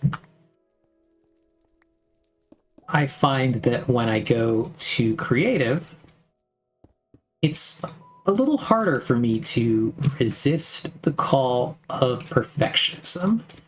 I want to work on something until it looks as good as it could. And working here in my base, I'm just forced to be like, okay, a big aspect of my base is that it was built here. It was built largely without schematics or planning. It was just me putting blocks down. And a big part of that was that I wanted some degree of scale. I wanted my base to be large because I thought that that lent a lot of cool factor to it, just to have it sprawling and interesting. And so the fastest way to get it to that point was I needed to start building things. I looked at some of the very cool bases built by other people on this server, and I thought, that's so awesome. Some of these bases are quite amazing. And I just wanted to build a very cool base that I felt lived up to a lot of what I was seeing. And so got into it, started building. I started just trying to get as many blocks as I could into the world. Because I think there's some degree to which scale is its own interesting factor to bases.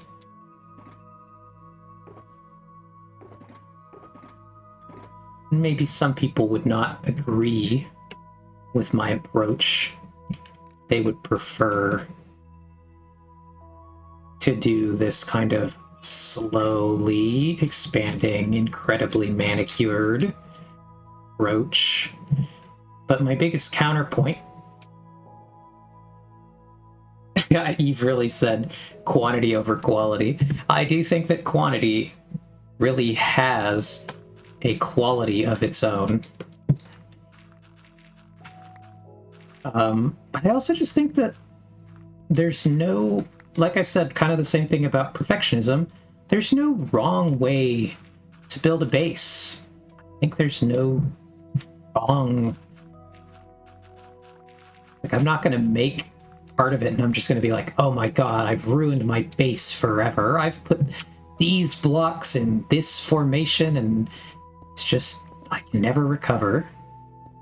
I always figured that I wanted to build stuff, and then if it wasn't coming out good, I could always just go back and change things. I could always do something else in a space. I could always pull something down and build something else there. Nothing I do is permanent in that sense. I like that this server, like, I don't think I would build here if I thought that the server was going to get reset the way that some SMPs do and some people play.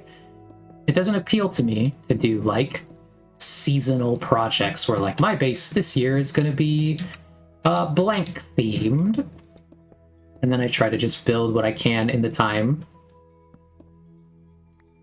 And I'm like, one of the things that really appeals to me is just watching a base expand and evolve over time, and the choices that somebody makes later versus what they did originally.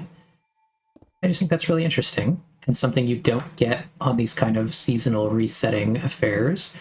Not unless you go and like are making YouTube videos, and then you can go like back and actually see what they've done on other bases and other times. We're getting real close to that.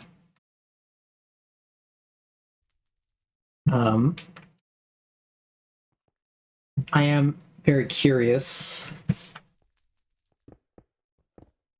because like again, Fox introduced me when I started Minecrafting also to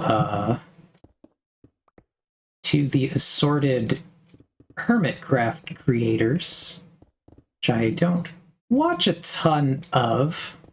I watch certain people's videos kind of on the schedule, but I'm not really watching a lot of the different hermits. I'm not exactly like a shenanigans let's play watcher. Not really my thing. I think a lot of like creator SMP content is shenanigans content. You're watching for the like goofy personal interactions or things they're doing. There is something to be said about content creation being easier and more fun when you're doing stuff with like friends and people. I think this was really a video style and like entertainment style pioneered, at least in my corner of the internet, by stuff like Achievement Hunter in the day. And whereas I think that's pretty cool, it's just not exactly the content I want to watch most of the time. And so with Hermitcraft, the couple of creators that I ended up watching were just people that I either really liked their personality or just the things that they built.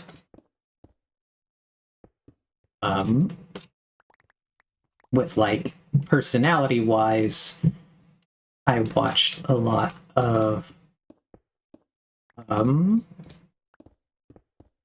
Pearlescent Moon content. I'm pretty sure I saw all of her actual videos for the whole of the last Hermitcraft season. I'm pretty sure I saw them all.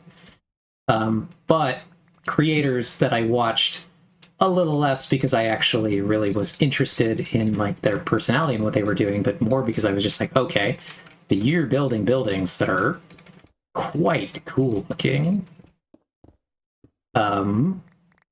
Was Smallish Beans, who built truly.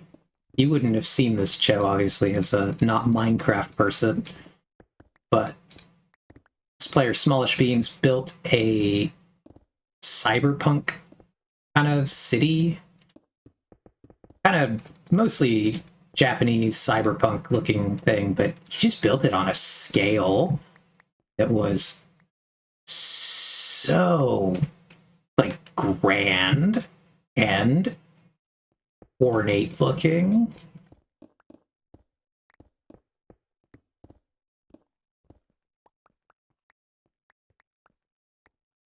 And it was quite cool. Quite impressive. I really liked a lot of things that he built, a lot of how it looked. I don't think I would build in that style. Yeah, he really built the Las Vegas of season 10. I think from the stuff I saw from like because at the end of Pearl's last video, she did just a like cinematic tour of all the bases. And I just thought that Smallish Beans, his name is Joel, his base was really the one that stood out to me as kind of the most impressive, just visually.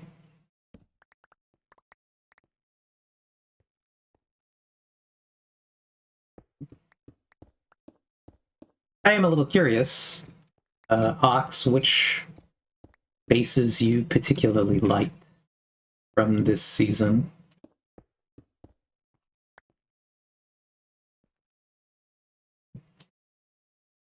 A little bit. I'm not a big fan of really not a big fan of Torii Gates.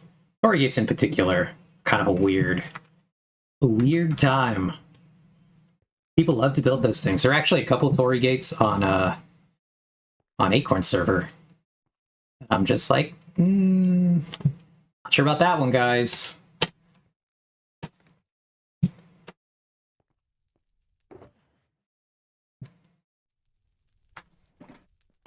Torii Gates, to my understanding, have a lot of symbolic meaning to them. And so, like, me, I'm like, well, I grew up Catholic, so if I start just slapping a bunch of just big cathedral imagery, I'm like, yeah, this really was my, like, childhood, though. This really was my culture. And so it doesn't bother me in that same way, but I don't feel comfortable going and building. Get a lot of stuff that's not, I don't know, not my culture, I guess. Because it's weird. Sometimes it is definitely odd. There's so much history to the cultures of other places being what I would describe as looted by some of the modern European countries. I'm thinking of the British. I'm largely thinking immediately of the British. Interesting amount of Egyptian culture in the British History Museum.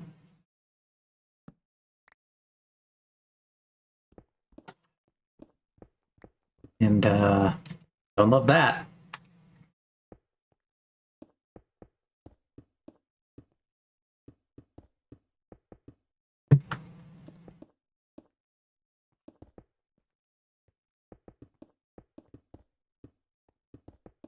There's some degree to which I think there is a fine line to walk with building stuff that is not, oops, not kind of your own background. I guess I'm not saying that I don't think you should or should be able to do that, but I do think that it requires more thought than people give it sometimes.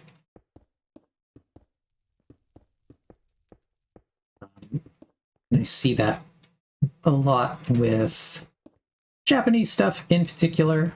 Japanese culture is kind of a culture that I think gets really, really fetishized in a way that I'm not always super comfortable with.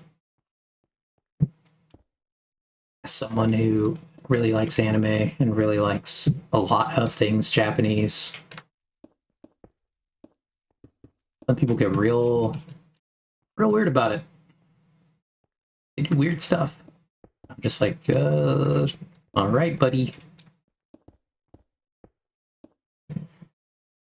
Let's see. In this season, my favorite bases were Mumbo, B double. Am I supposed to read that as B double O 100? Or is that a... I guess so. B double O 100. I've heard people call him B dubs or B double O, and I frankly don't think I ever realized there was 100 at the end of his name. So that's kind of funny. And then Rendog, I did see, I want to say I saw most of these bases. The one I am least familiar with those would be Rendog. I know was a sci-fi space themed base. Then I saw that Mumbo did like some kind of big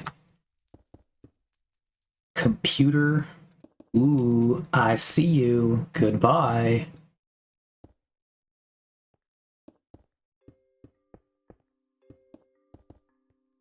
Mumbo did like a big computer thing. It looked pretty cool. I think that one was really neat because it had a lot of moving parts. I think trying to do like animation with redstone was quite a cool idea.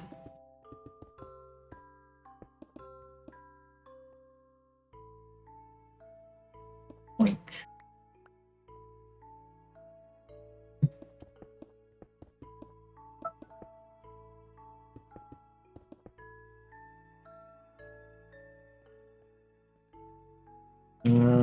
let's see, do I want to do this area down here?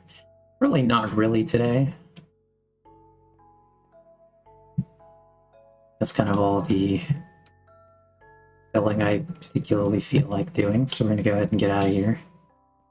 Put my stone away. Whoops. Do.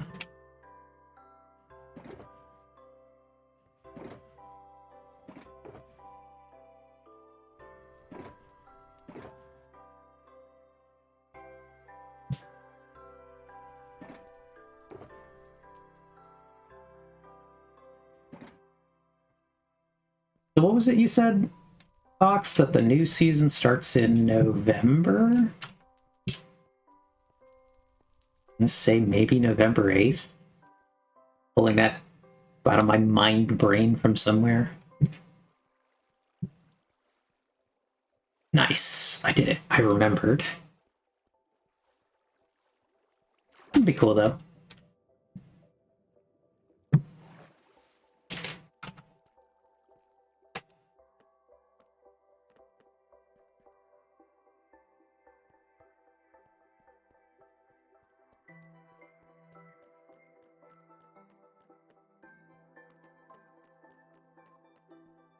Watching Minecraft content is an interesting time.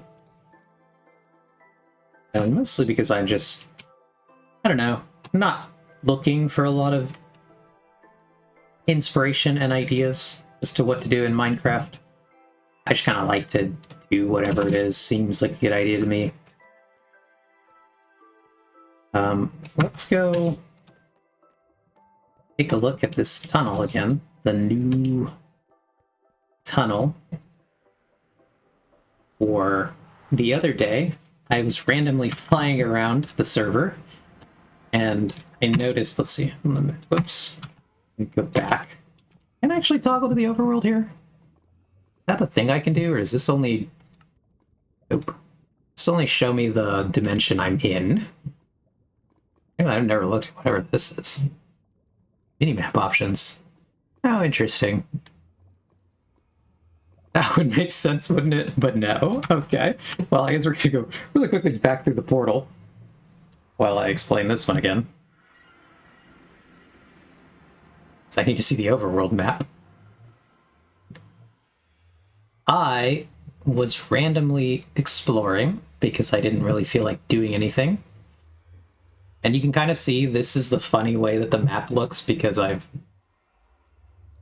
come out only through portals. So I was just like flying around, portal here, portal there. The very south portal. And then that one journey to the Pale Oak. But I was cruising around, and I was about at this village here when I noticed this line on the map. And I was like, the hell is that? So I followed it, and as you can see, there is something here. So there was a base that I discovered of a player who had played at some point. We're unclear. I want to say that Ox said potentially like 5 years since they had last played. Quite a lot. And so Ox took it upon herself to build a tunnel to their base, which is now along the route here. It's this one.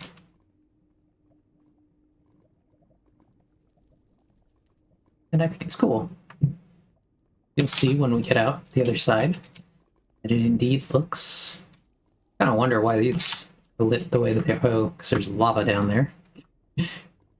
So why are these suddenly brighter? Oops. But we go through here, and we're in a base. It's kind of out here. It's one of the really cool things about playing on this server, on Realm of the Mad Duck. There are a lot of bases, and just a lot of things that have been built or done over the years that are really a mystery to me. I'm the newest player, and not the newest player, but I am the newest active player who stayed, because there have been players after me, but I mean, none of them are still playing. This definitely is a server where you really have to be kind of okay with making your own fun. If you're hoping to like get on here, there to be a ton of people, and you're just gonna like get into shenanigans, it's not really the server for you, in my opinion.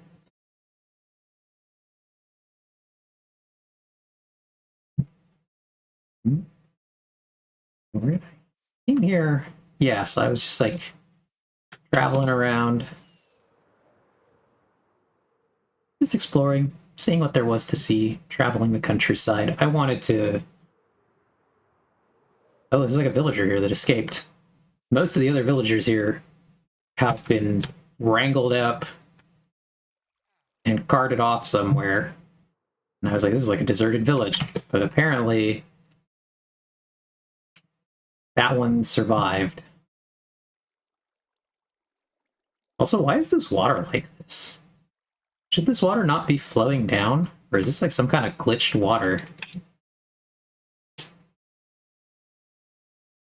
That's kind of weird.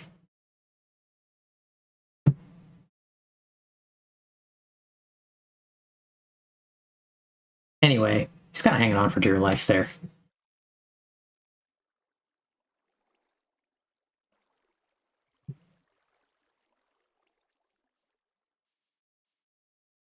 Yeah, I was just kind of traveling the world, seeing what there is to see. There is something, I think, to the south of here. Let's see if we can find it. Another thing that I kind of curious if anyone, well, I guess the only one here who would possibly know. Zox, but weird stuff I've seen on my map crawling and my travels.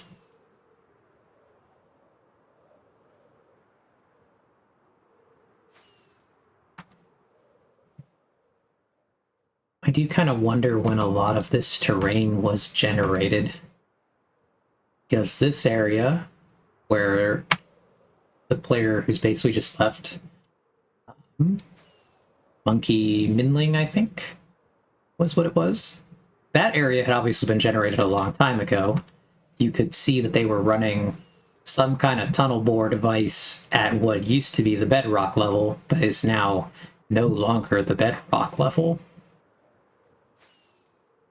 And so it's a lot of times where I'll encounter things that I wonder how long they've been here, when they got started. And there is one out here, I believe, in the ocean that I've wondered about what it is. I'm probably gonna have to switch to the other map to find it.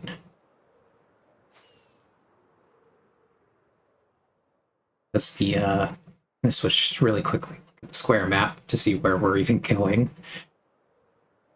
Land really quick here. Give me 1 second. Let's go see what's on the square map. I need to know how close I am.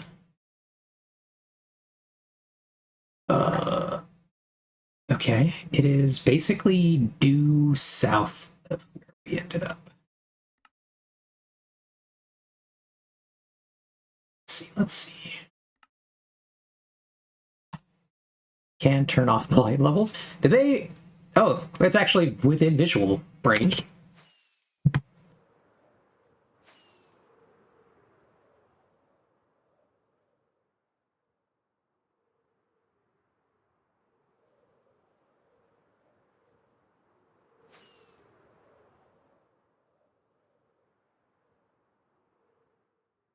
Wink. Yeah. I see this thing on the map sometimes, and I'm just like, what is this? What am I looking at here? I still don't know. This almost looks like a dinosaur head, some kind of Loch Ness monster. Oh, there are blocks sitting on it.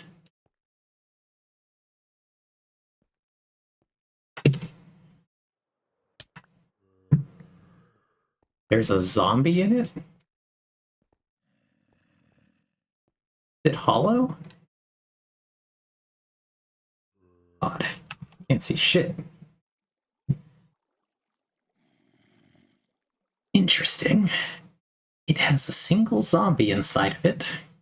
Whatever it is.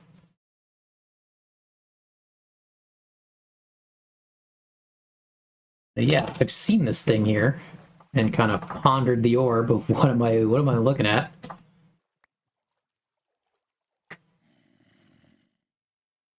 A lot of zombies over there. A lot of drowned. Let's see what's going here. Let's peek. There's actually XP here. I like wonder, did whoever was doing this die out here?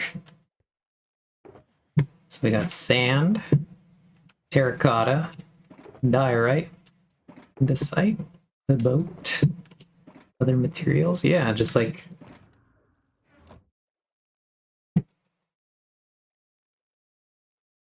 so. Who knows what this is? More likely, it killed a mob. Okay. But yeah, I've always seen this wheel on the map. I don't even know what's happening right here.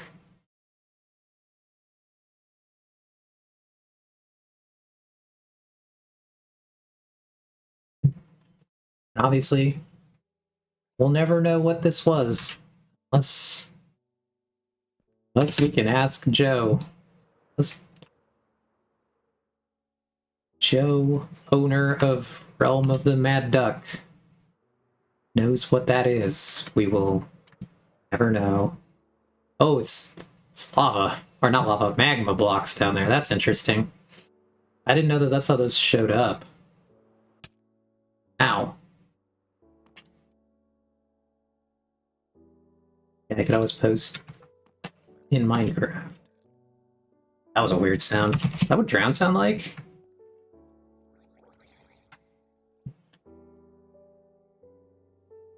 With the Nautilus shell.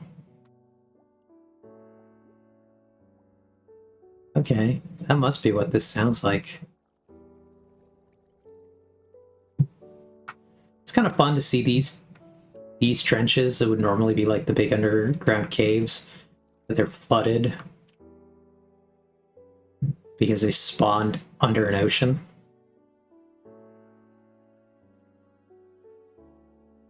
It's kind of a cool looking cave over there.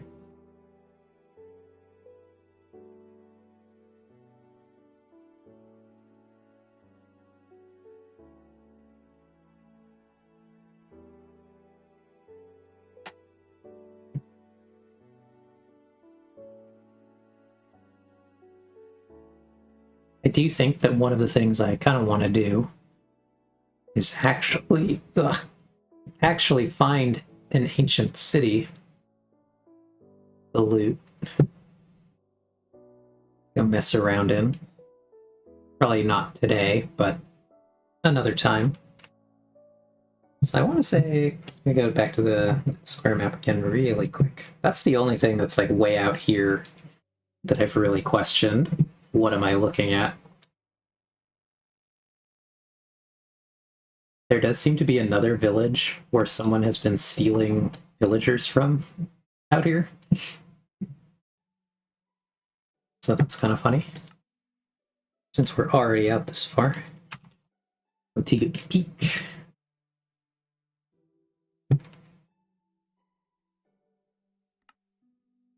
Since I am not routinely down this far either,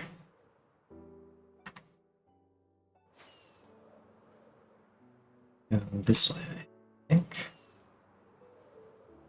Most of the time I spend at my base rather than exploring. What is that? Huh.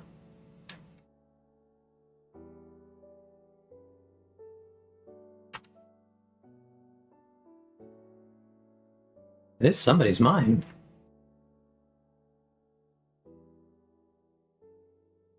How? Where the hell do you... Where does this connect?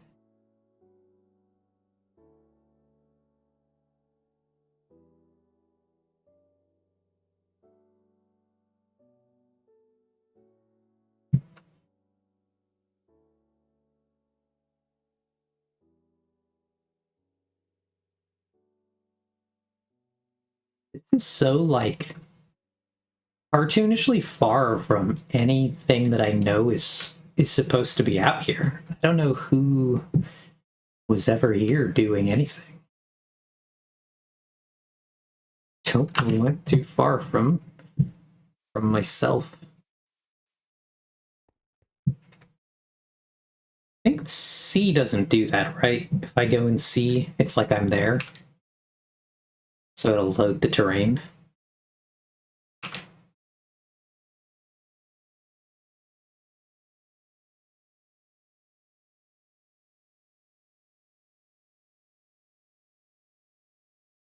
These just appear to go quite far. Oh, okay, cool. I didn't think about that. How far does this go, though?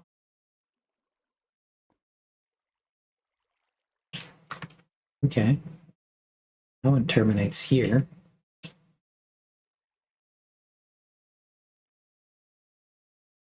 Yeah, about that far.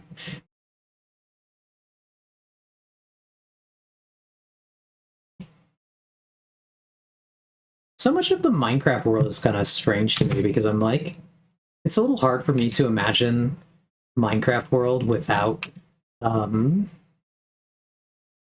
deep slate levels, honestly. Having only really, like, I played back in the day before the deep slate levels were added, but obviously that was only briefly. the bulk of my time now has been spent with Deep Slate and the other things down there existing, so kind of hard for me to imagine what that must have been like. This one goes far. Whatever's happening here. This one goes really.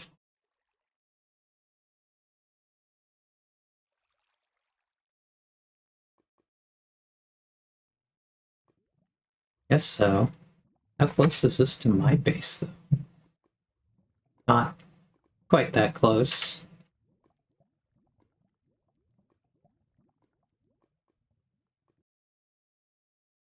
Anyway, that's interesting.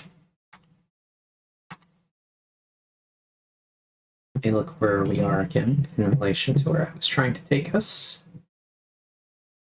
We want to go most directly this way.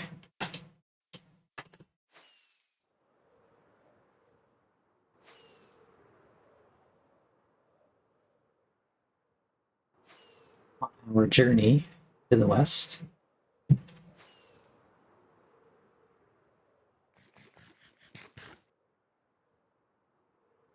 I kind of wonder a little bit, because I would agree, Ox, that's what that looks like. And I kind of wonder just how they got there exactly.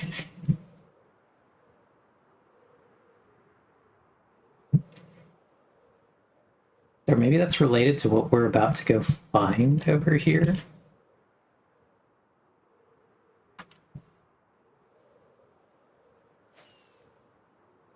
Because, again, I think I saw somewhere around here, there's a solid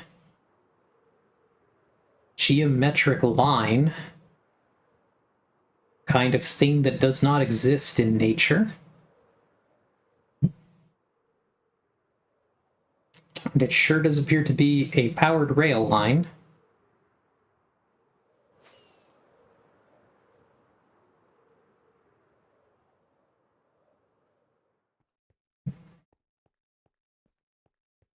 Taking us to a single bed with a nether portal.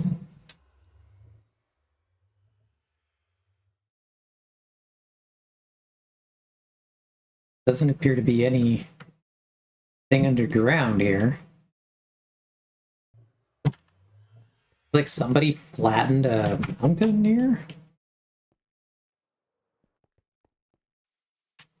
Well, they've stone bordered. There's a crafting table. One chopped down jungle tree. Oh, some long lost boats. Oh, there's something over there. Yeah, we'll go check the other end of the rail in a second, but... Oh. There's like a whole base over here.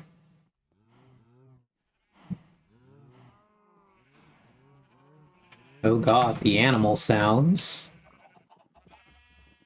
Oh god, the animals.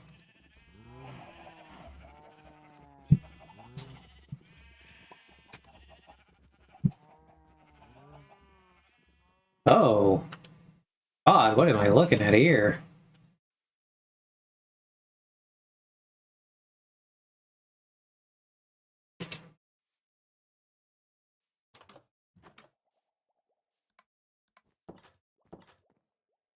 Oh.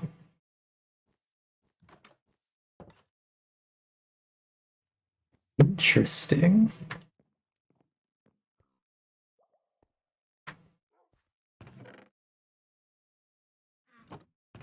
Please don't touch.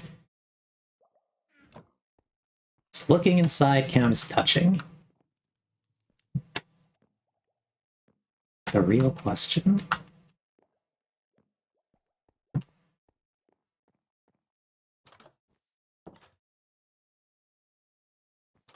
Okay, up we go. I want to see if we can just find any obvious indicator, like a player name or something. I'm sure that the heads could. Oh my god. Oh god.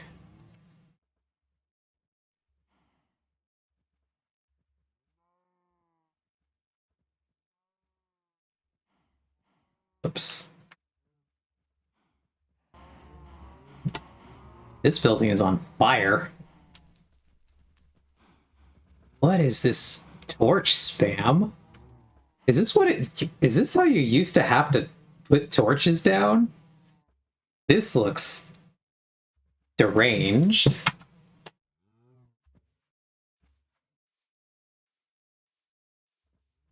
What am I looking at? Mordor.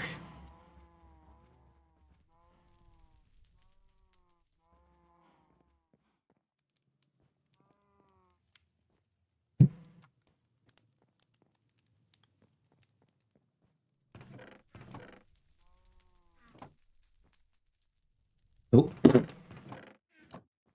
even check that chest.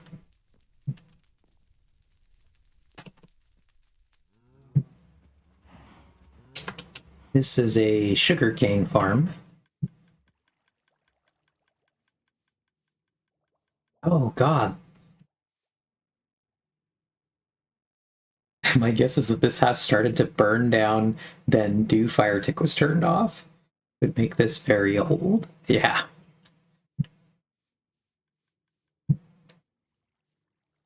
Well, also, this is definitely a marvel of hopper technology.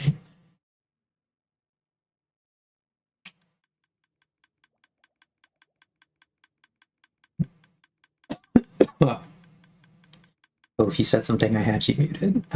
Not sure I really said very much. Beyond questioning the torch spam and asking, is that what torch, like how lighting used to look? Because that's horrifying.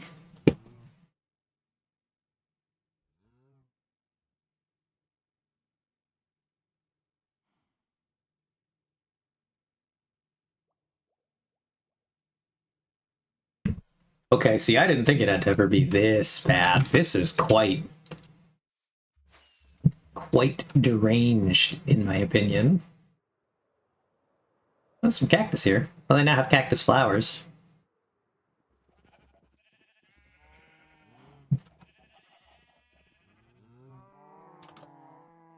Oh, God.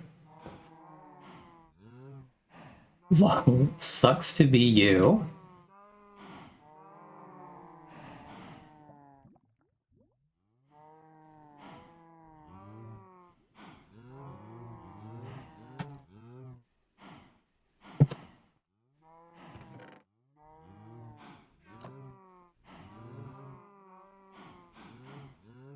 If we find a tunnel, I'll make a portal. I do like that. If we find a tunnel, I'll make a portal. I mean, if we find a portal, I'll make a tunnel. I wonder.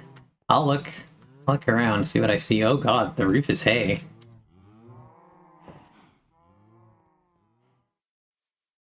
Okay. If I was a portal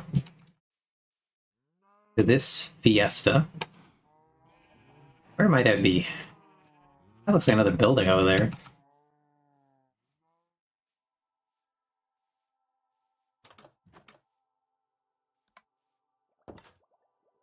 Ooh. The mines, I assume. Oh! What am I looking at? I assume they were climbing up all of these to mine into these different paths, but that looks insane. Cobblestone, not cobblestone? Well, there's some cobblestone in there, so that was not quite correct. Okay, we're gonna slash. We're gonna see this again because I have questions.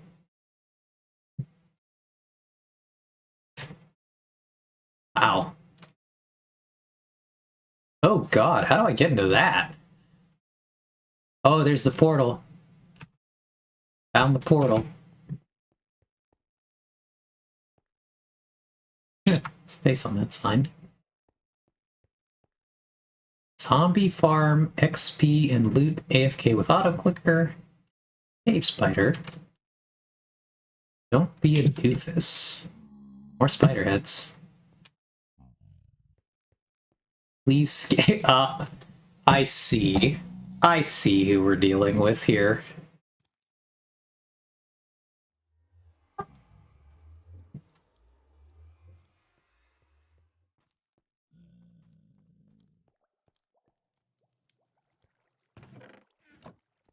Might not be a Mara base, but at least we know one of the people who've been here.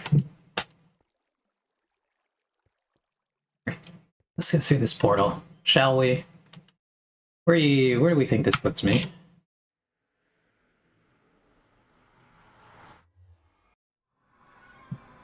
It's just going to generate us somewhere. I'm curious in relation to things where we are. I've been through a lot of the Nether. So what? We're not even like close to a place you could build a tunnel. Ox, we'd have to extend the tunnel to even get close to this, right? So I don't think the tunnel goes this far. I think we're way past the south tunnel. It ends like over here, something. It's incredibly short.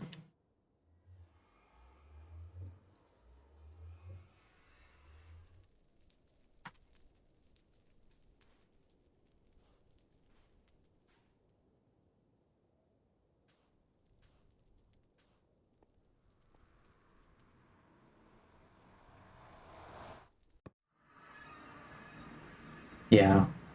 We're off the south tunnel. Yeah, but the south tunnel is built in 3 quality levels. The lowest quality goes like 1,000 watts. So yeah, we'd want to extend the main tunnel. If you ever want to actually extend the main tunnel, you know me. I'm in. I will help. I don't want to get to this storage room, though.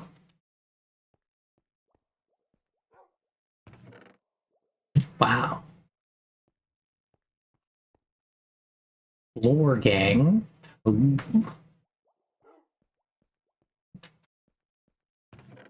Some diamonds.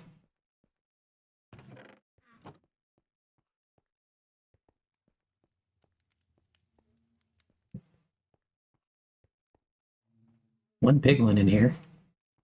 Zombie piglin.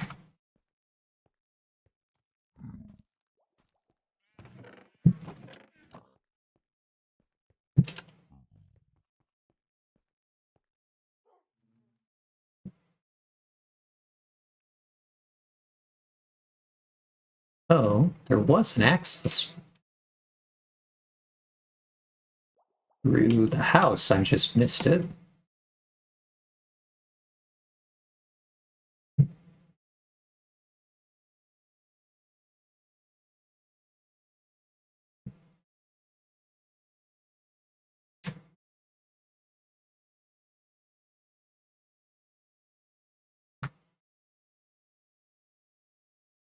And anyway, this is a lot of why I really enjoy exploring, because I just like to stumble my way into these things where I'm just like, ooh, the ancient relic, what am I looking at? Most of these are probably going to be empty.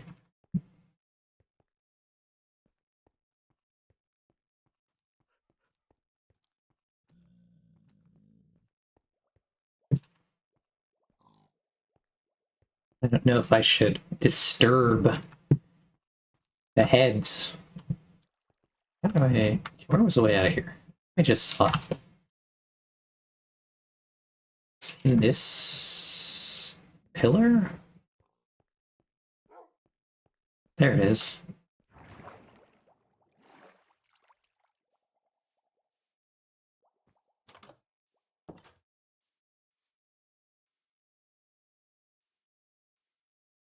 Like, if I pop this head off this stake, it would tell me who this was, right? I don't think I want to, but if we needed to figure out what was going on here.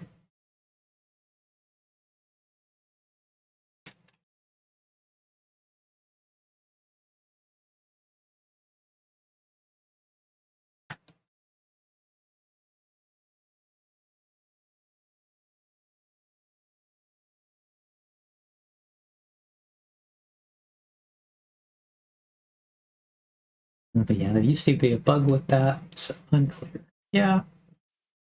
I didn't find anything else with any screams in confusion.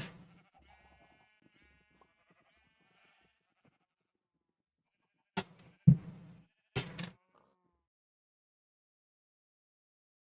didn't find like a sign or anything that happened to say whose base this was. Or any obvious labels anywhere. This is not like a small base. This looks like it took quite a lot of time. Head in this one.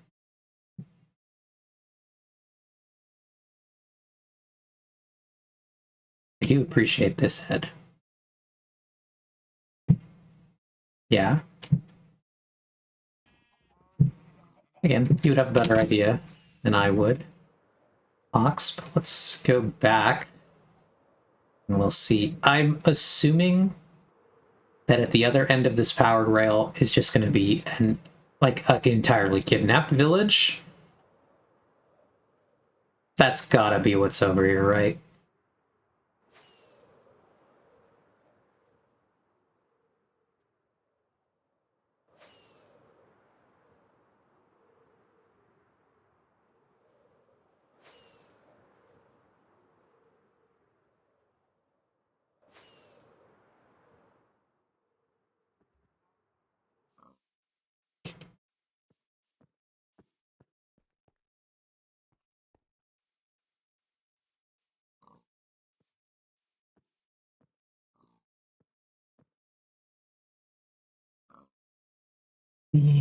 If we can't spot, I'm gonna go over really quick the square map. Let's go here. Let's go back to the desktop scene. Let's drag the square map over to the desktop.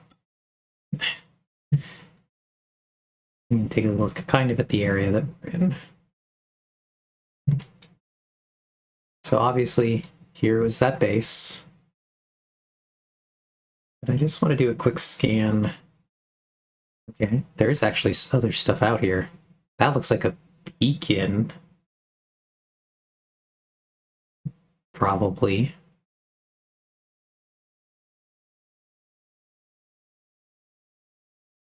Okay, that you have found in the past. Here's an outpost that looks like something's been done here. Do you remember then, Ox, if this is a beacon, just like in the forest?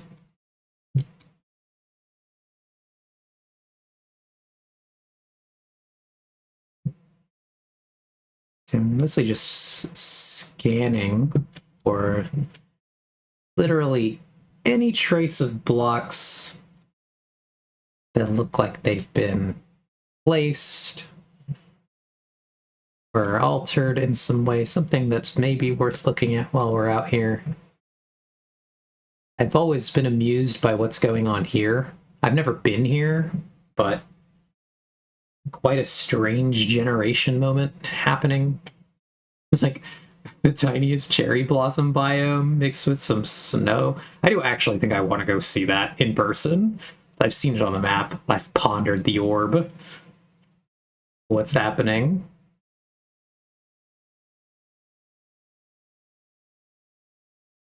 I want to say this was Vigor.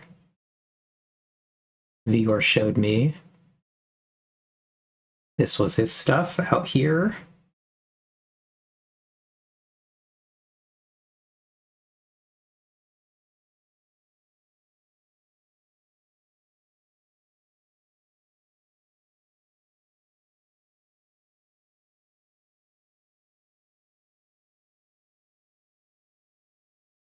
Strip is just an area that never got generated until 1.20.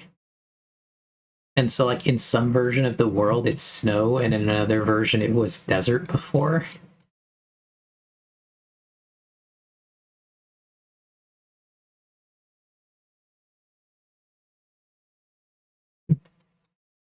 So I know I've spent an extensive amount of time over here.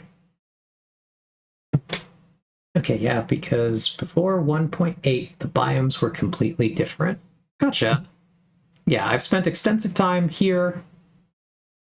This is Vex. As you can tell, it exudes Vex craftsmanship.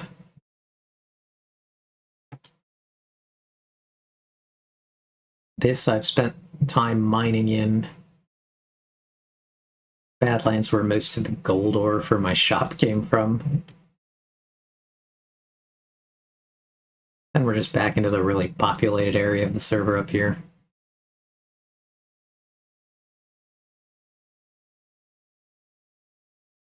That thing. I don't know what that is. I don't know if you happen to know what this is. Ox. Because it's here. It's actually just due north of us. Let's go there. Go check that out. Back to the Minecraft. So that would be this direction, I want to say.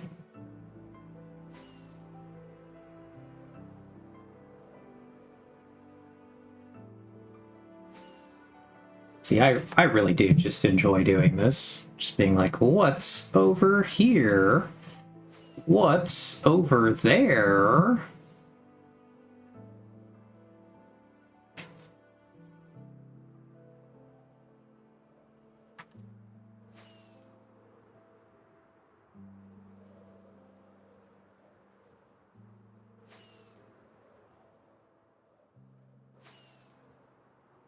So we'll have to swap Elytra sooner or later, right? Then we're starting to get close.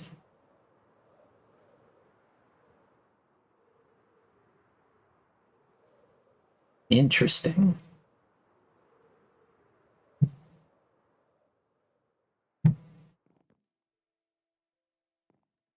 Oops.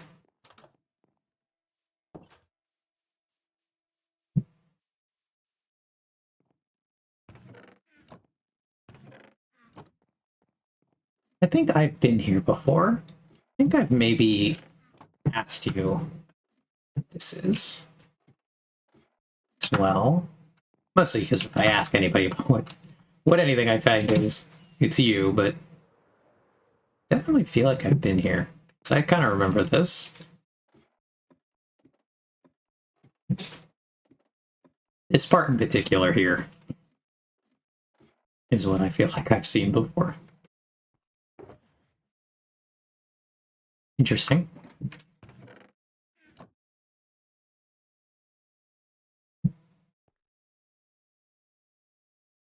Oh, there's a portal here, though.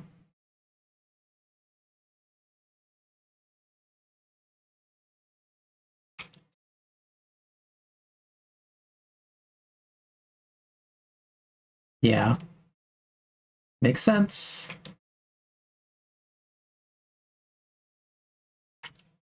Whoops. Where was that portal again? Right down this hallway, actually.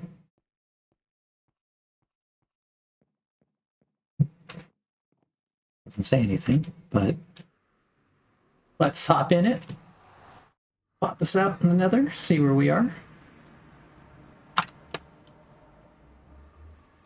We are actually probably close to the tunnel now. Yeah, I think we're definitely actually perhaps off of the main tunnel. That was a little hard to say. Again, this tunnel is so short. I don't know exactly where it ends.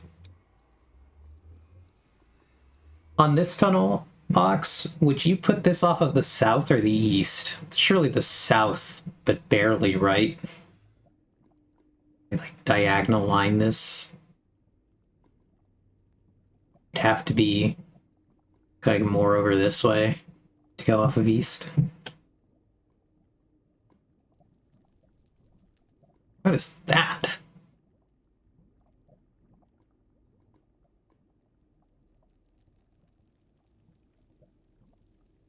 Okay, not the ones.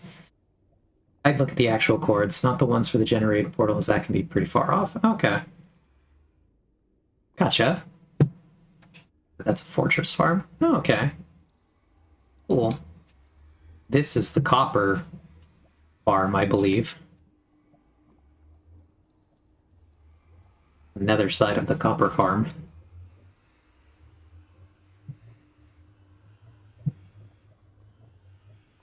That's the east tunnel. Or not the east, the west.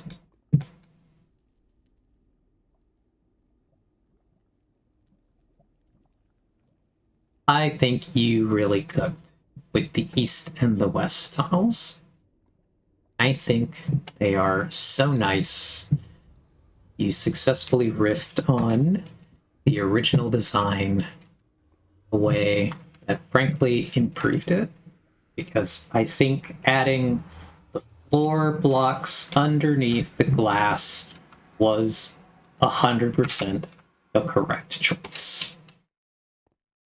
I think it does so much for the look that is unappreciated, or maybe it is appreciated because I am appreciating it right now, but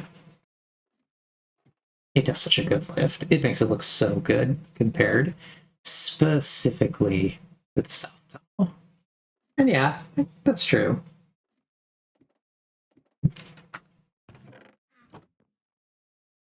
But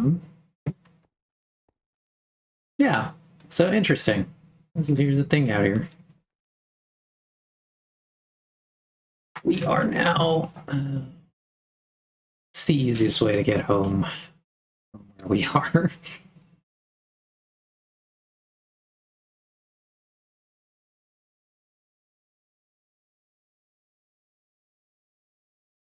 Yeah, the South Tunnel. Like, I actually think that the North Tunnel is fine.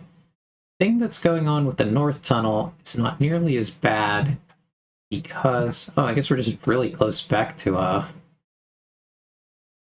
the monkey Maling's base, so just go back there. But with the North Tunnel, the fact that the Nether is the color that you think that like the floor should be, it's fine.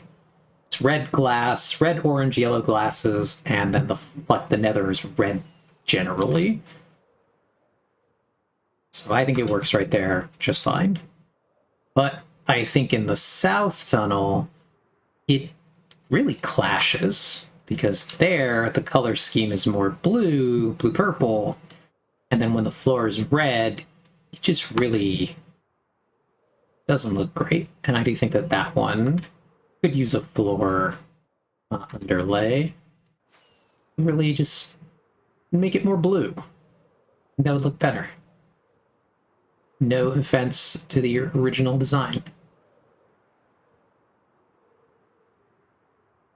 There's a pyramid here. Interesting the way that this is just dug out, though? Would this have just generated like this?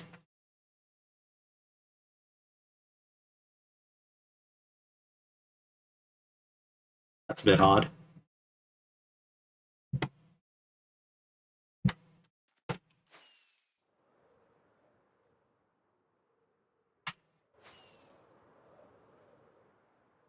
So the original design was a full circle with the spiral, and the glass layer was across the middle. Oh, interesting. That's cool, I guess. But due to cost-saving measures, the bottom half wasn't built. Damn, I hate when the budget cuts come for the bottom half of the tunnel. And was that just due to, like, not wanting to try to make that much glass? I assume this was probably then before, like, Because Vex built the gravity duper, right?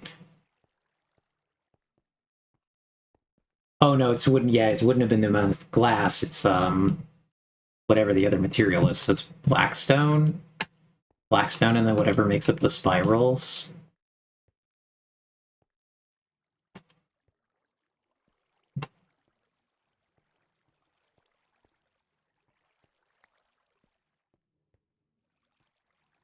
It was mostly due to making that big of a tunnel.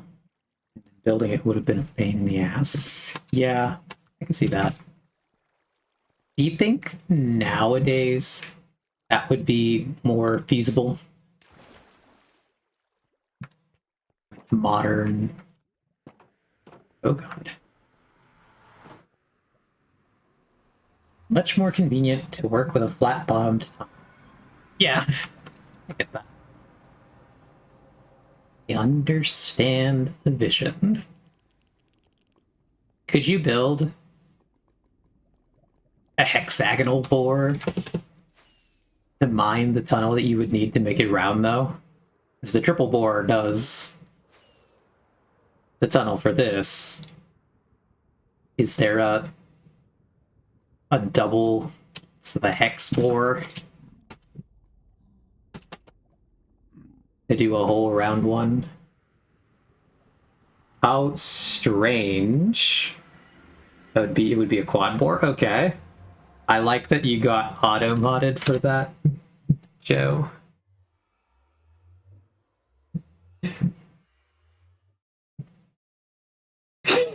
I mean, I see what it was thinking. I do think that that's quite goofy.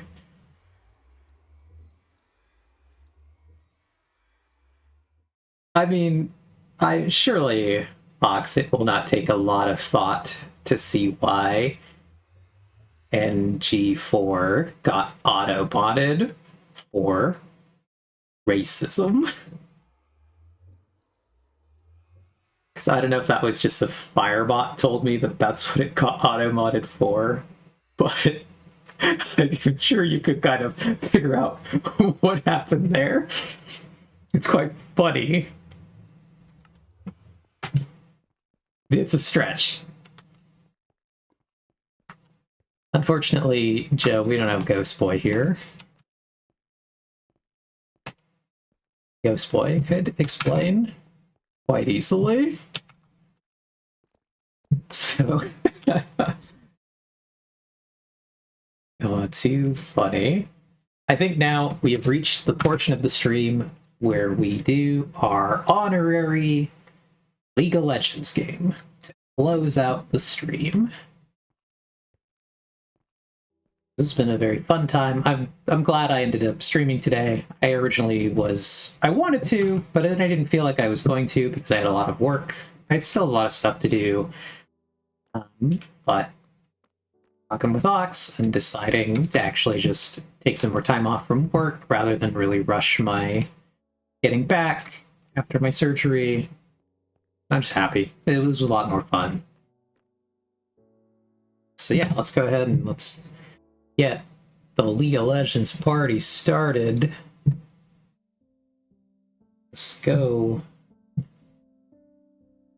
Yeah, I agree, Joe. We could take breaks. I wanted to. No, I mean, to be fair, I never really want to go to work. I don't have a job that I like enjoy in a meaningful sense.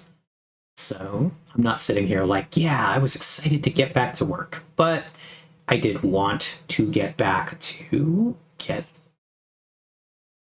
mostly just to get another paycheck in to start making money, etc., etc. But let's see today how much League of Legends wants to actually start. Click the button. But I was just trying to get back to work. I just don't think I'm in good enough shape still after my surgery. In general, like existing is not. Oh, it actually worked like the first time. That's surprising. Existing has not been truly that painful, but I just don't know that I feel comfortable yet going back to work.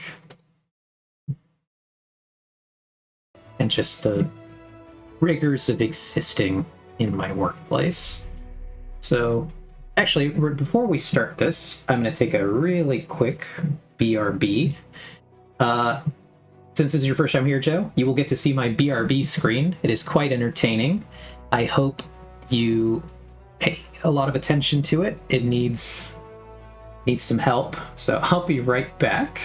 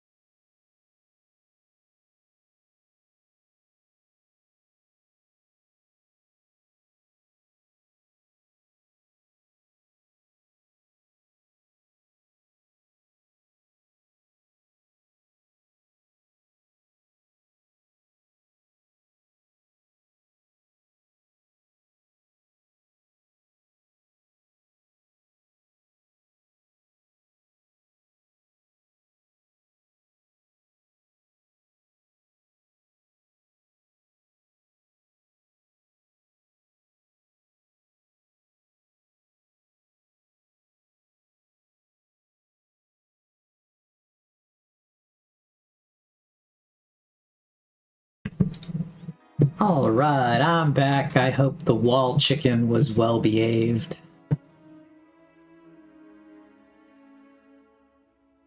I like the wall chicken.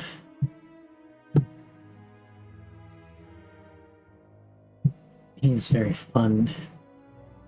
Let us edit the category because we are no longer in Minecraft.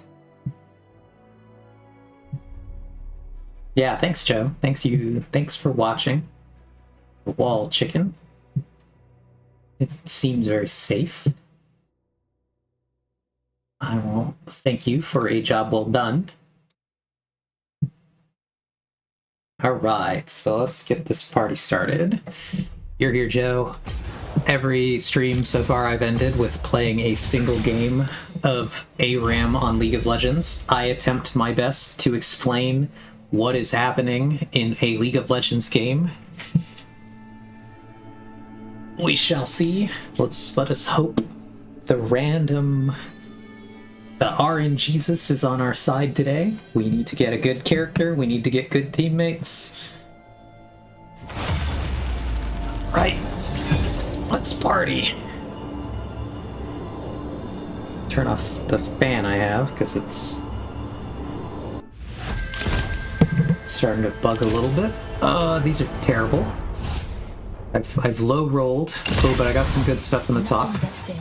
Actually, I got 3 characters I really play. Kind of want to see what my team... So we have magic damage, physical, magic. So I'm going to join the physical damage to attempt to balance my team comp a little bit.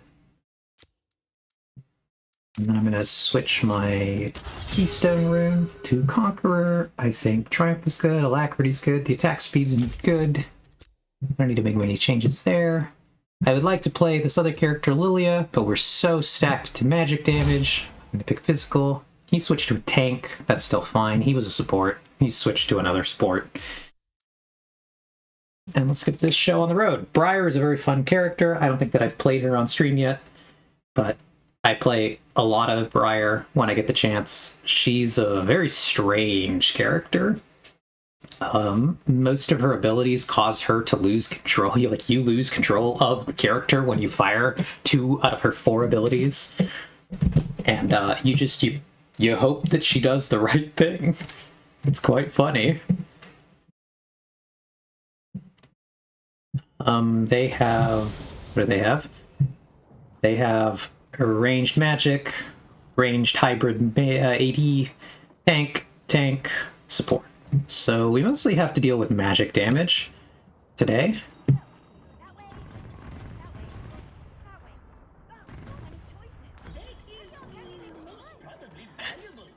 This should be a pretty decent match for us, I think. Depends on our teammates, but my character is pretty decent into their champions. This is not a situation where they've rolled like a ton of range that'll really punish me. I'm pretty good against melee characters. It's kind of ideally the characters I want to be fighting. So they have 2 melees, 1 support, and then a hybrid melee ranged character.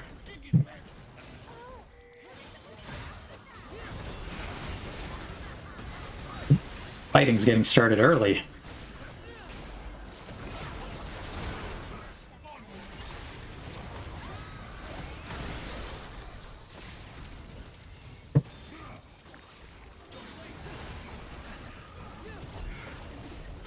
I really think we came out ahead on that early exchange. Mostly because we have wave position here to kind of push. And our guy who is harassing is doing a good job of poking them down. I don't really have any poke, so I mostly just kind of like vibe. I get ready to react here if they come in, but they didn't.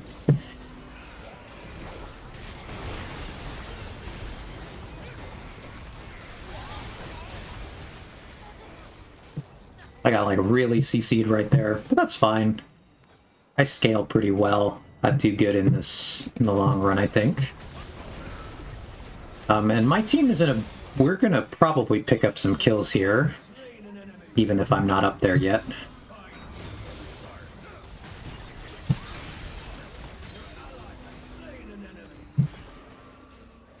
Just because we were left, even though I had died, I did enough damage, took enough time, and they were left in like an unfavorable health position compared to most of my teammates. Now we're kind of in an unfavorable health position. Our guy has to try to poke, but we only really have 1 champion that pokes well. Here, I don't know if it's worth committing. I'm gonna just yell back at them. Back them off.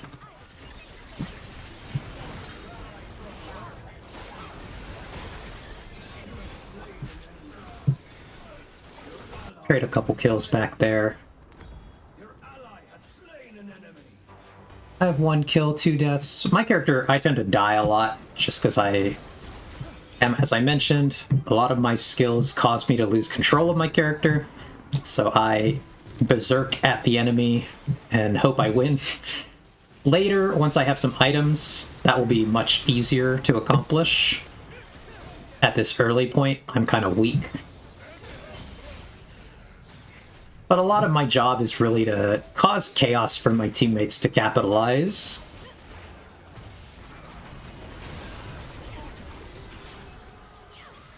So even if I'm not getting a lot of kills, it's not too bad for my team.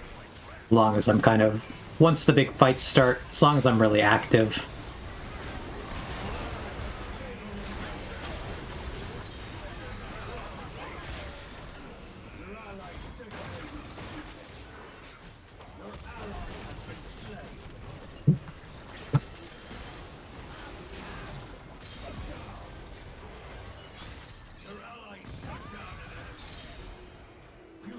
Aha!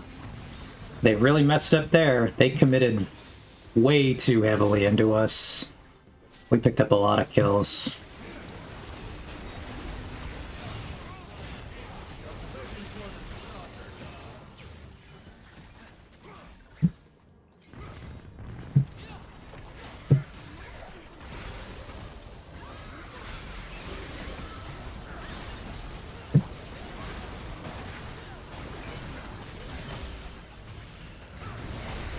Right here, I'm kind of waiting to see. I don't have my cooldowns up if I committed to that fight. Oh, see, that guy committed in, though.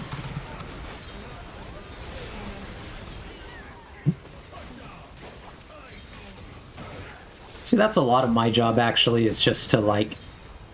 Well, they're engaging on us. I gotta jump in and help protect my teammates, even if it costs me my life.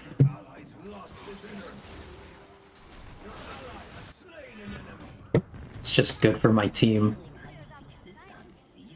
But as soon as I start to get more and more items here, I'll actually be so much harder to kill that that'll kind of change.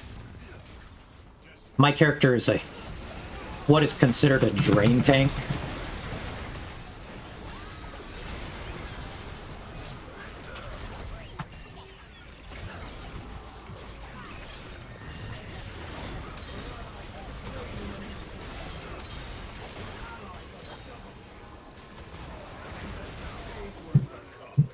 So like eventually what happens is my character will start to heal enough that they'll commit too much to trying to kill me. Pretty much every item I'm going to build in the course of this game will heal me in some capacity, and eventually that'll start to get out of hand.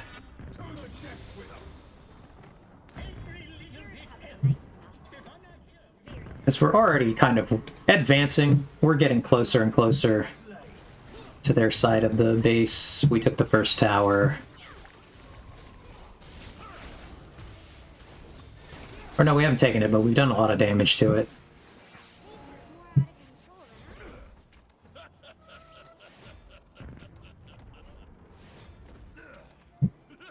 We're currently just waiting for our one teammate to respawn before we try to fight them here. We're in a good position to fight them if we want to.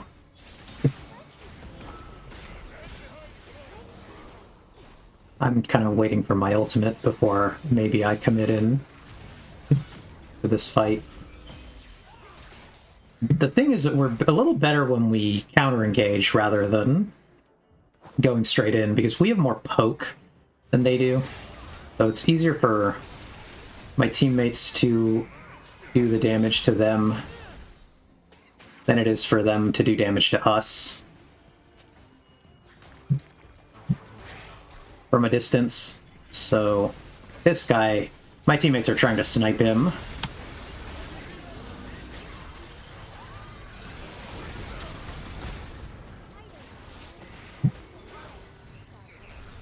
So a lot of our strategy this match is really just going to be these kind of really short, quick engages while we try to weaken them, and them really deciding when they're going to commit into us, because they have to try. Their comp is really just getting poked out by ours. And so if they never really hard engage a fight on us, they do lose this game. And so we just kind of sit here. I act as like a bodyguard for my team. See, like, this guy's now coming in. See, I've lost control of my character, though, so we're going in. I have to go in when that happens. It's really funny. So I took more physical, but that's from the tower, not exactly. I'm gonna build this tank item next. That'll help me heal more and resist magic damage. I think that's better in this situation.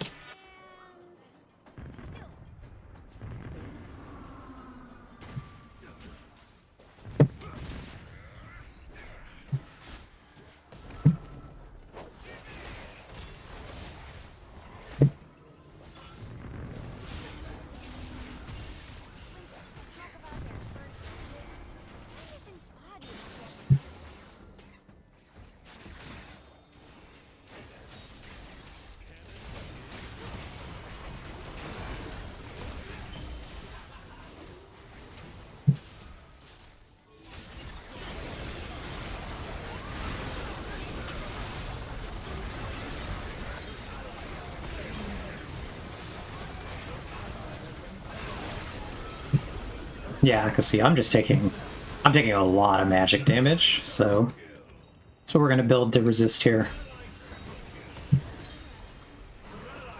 But it's okay, because like I said, my life doesn't matter here. I'm mostly just a distraction for my teammates. It's kind of how this composition functions. And so, like, this is going to get bad for them. By the time that I start to survive fights, that's going to be a problem. And we're, like, slowly ramping towards that. I'll get more and more likely to survive as this game goes on.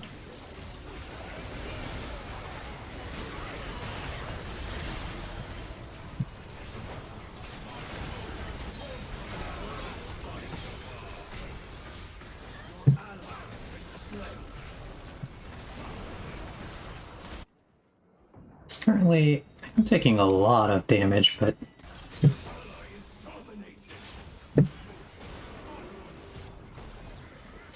it's mostly magic. This thing up here tells what like type of damage is mostly killing me.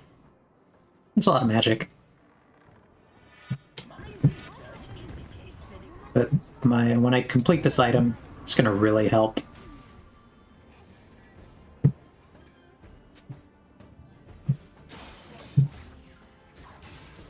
Big part of the problem why I'm taking this much the damage the way that I am taking it is they have a lot of crowd control abilities that are stunning me while I'm in there.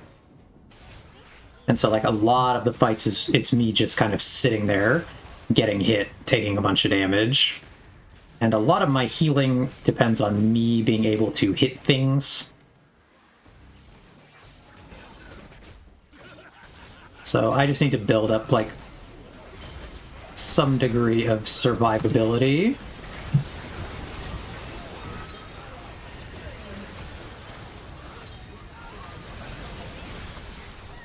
It's this guy. It's when this guy's just sitting in the back hitting me.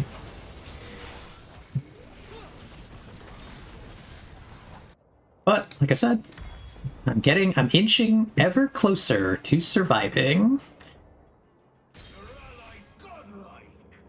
And as that happens, it gets progressively worse for them. Closer I am.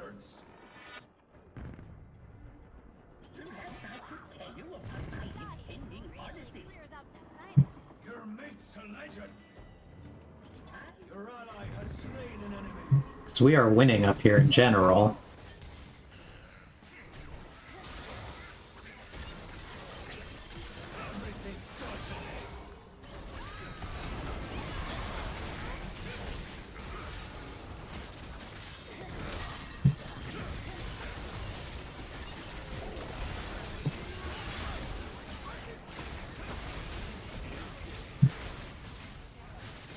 Actually, I don't want to buy this item.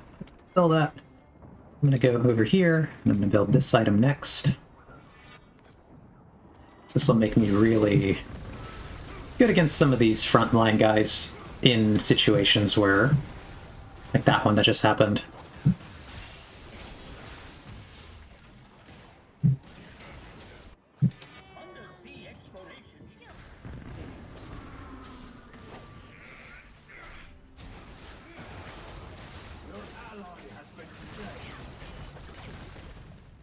I think that was just a case of my teammates trying to die to reset his health bar.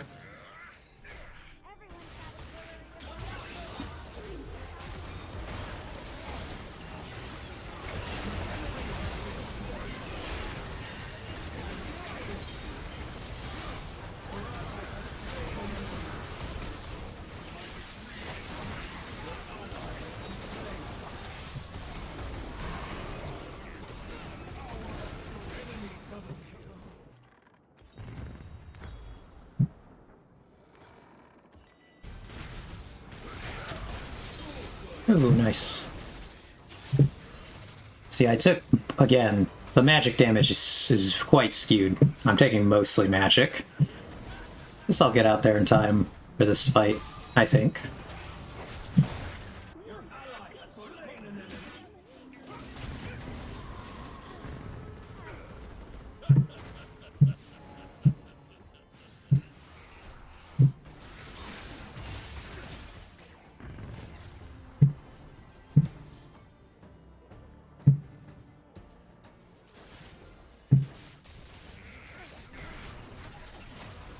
This is going to be the most even reset I think we're going to get for a while, where both teams are kind of full health. And so now we'll kind of see if my team is able to poke well before any major fight starts.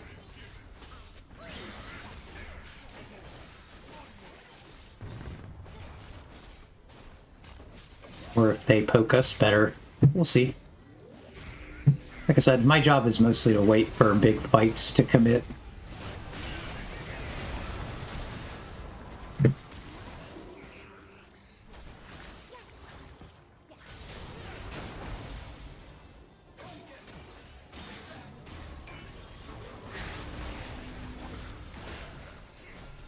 Because the problem is that when I go in, like, I'm fully committed.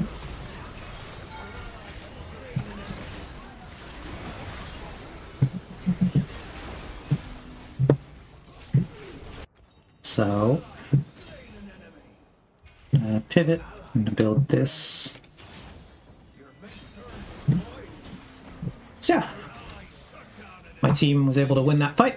Like I said, I'm just kind of here to die in the front, let my teammates clean up the fights afterwards. The hope is that it takes the enemy so long to kill me that my teammates have a lot of free time to just shoot at them. Kind of a thankless job, but it's what it is.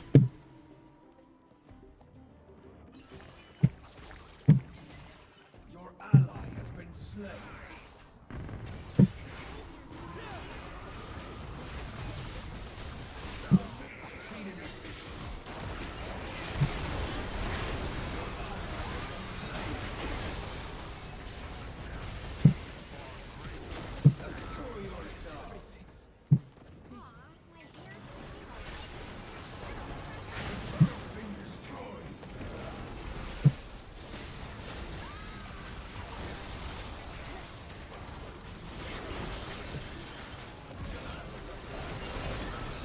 The fact that I actually got a kill right there, quite impressive. Caused enough of a chaotic distraction that my team was able to come back here and get a little bit of progress done.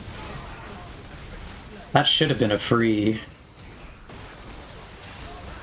I do see that, Nim. Why are you doing this to yourself? That's fun. We're having fun here. It is funny to play kind of the berserker characters that just like, well, I'm here to die. Then I fly back out.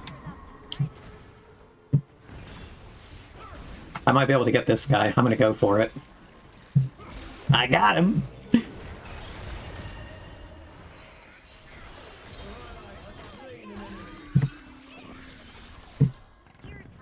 I've arrived. A waste of his life to actually bother to ult that. Briar is a very fun character, though. She's having a good time.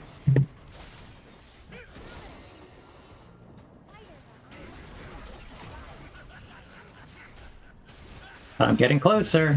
I'm getting closer to actually surviving. And then they're in bad news once that starts to happen.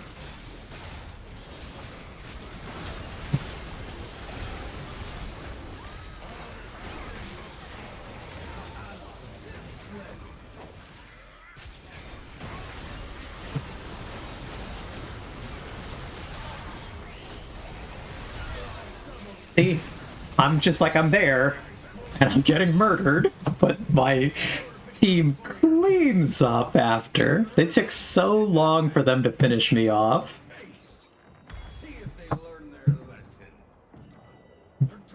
And that's all I'm here to do. I'm here to just be in the front, be a problem. This game's over.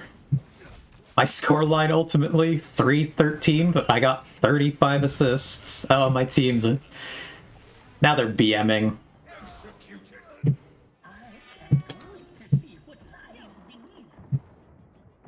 grab this while I'm here.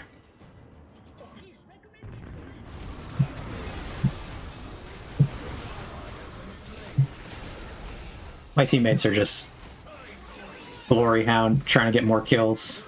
Slain an enemy. So there's going to be at least one other big fight because my team didn't end. I kind of hate this. But I see that you, Joe, said, are there a lot of this type of disruptor characters in League? Yeah, there's a good amount of... Nothing like Briar in particular. Briar is actually an incredibly unique character. But there are a lot of people who serve this kind of role in the game, where you're just like a weird mid-ground frontliner for your teammates. Now that we're back up, we're going to kind of look. I'm going to scout these bushes. There's a chance they're hiding in here waiting for my team. They weren't, but there was a chance. We need to wait. We need to clear this tower. This is a ability that one of their characters summons a tower. My team is really kind of trying to poke for this, but I don't know why. We don't want to fight under that tower. We want to get rid of it before we really commit.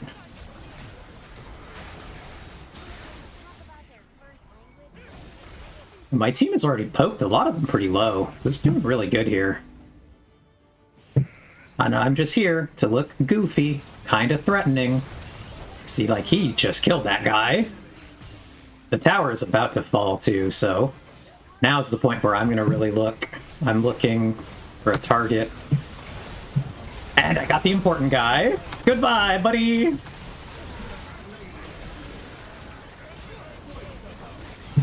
Now we're in it. We're going.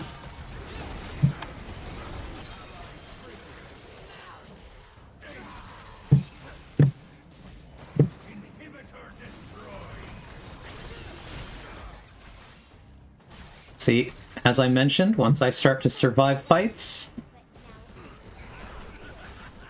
it's quite silly.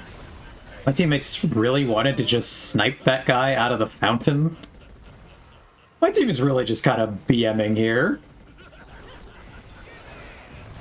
They're really just trying to pick kills up in the fountain, which they are succeeding at.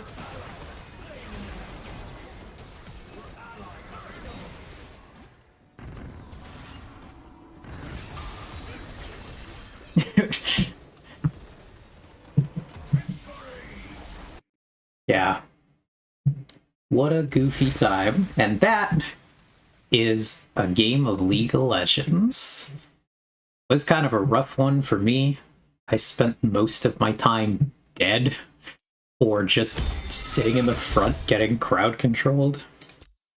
I assume that is why Nim said, Eve, why are you doing this to yourself? This is just me getting punched in the face for my team.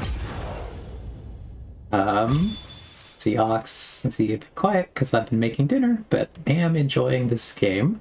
Oh, what did you make for dinner? Out of curiosity. God, yeah, see, I did no damage, but let's go. We can look in the advanced details here. I want to see total damage dealt. I dealt 39, but where is the total damage taken? So my teammates took 18,000, 18,000, 34. Those are all of our damage guys. And then our tank, our main tank, he took 53 and I took 47. I healed 22,000. So it's just like, yep, that's what I'm here to do. Punching bag. Cross my fingers that it goes well, but in general, I'm just gonna get beat up. Okay, that's cool. I would love to have pancakes. Prefer to have waffles. Pancakes would be really good. I think all things considered, I'm actually in a queue for another game. Just having a fun time here. Provide running commentary. These are whole wheat. Oh, how interesting. Have you made them? In honor of your need for fiber, I do need the fiber. Have you made whole wheat pancakes before? Or is this the first time? So I'm not sure I've ever heard you say that you've made. Yeah, and that's okay, Joe. Have a great night. Thanks for stopping by. I really appreciate it. I'm probably only going to play, like, the one Always more trust your spirit. and call it a night as well. But I hope you are able to get up. I hope it's a good day tomorrow at work. This game is going to be rough. We didn't roll a lot of characters. We didn't roll almost anything I want to play. So now we have magic. No, that guy wants to swap me for Gnar. I do not want Gnar. We have magic, physical, physical. Now we got magic, physical, magic. And unfortunately, we mostly didn't roll any other physical champions. Top. I guess I will switch to Gwen. Head high, chin up. I think that'll be best in the situation. That means that guy can take my character. This is not a great team comp, though. Is it one pool that both teams swap among, or two pools? So it's two pools. Each team rolls their own set. So they've rolled... this is not bad for me. They've got two melees, which is what I'm really good into. They got a lot of range. But it's...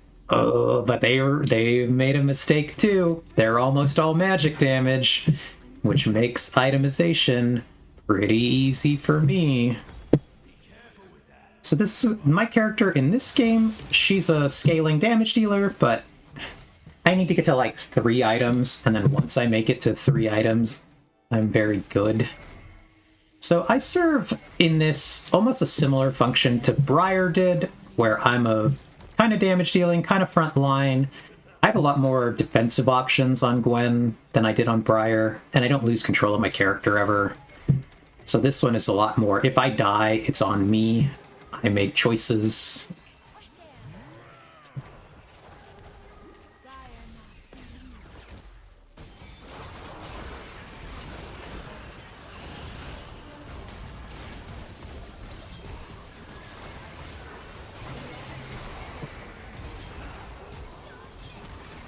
I don't know how that came out for us in the grand scheme of things.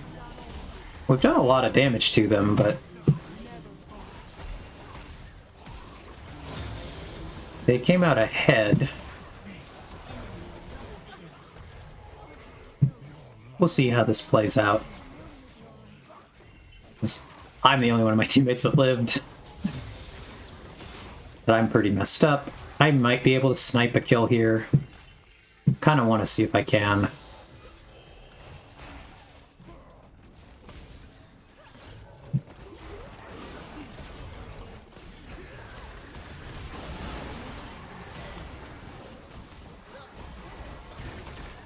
I think I got it.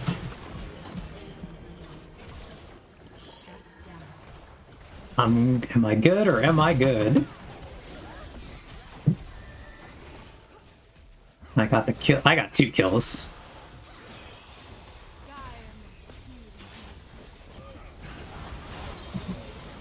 I got the assist right there. We're in it. We're in it to win it.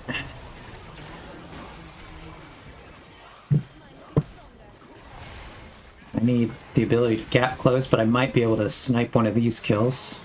We'll see. I really want one of these two. So I'm going to get this heal for my team here. And then I'm going to attempt my best to get on these guys. Oh, we did get him.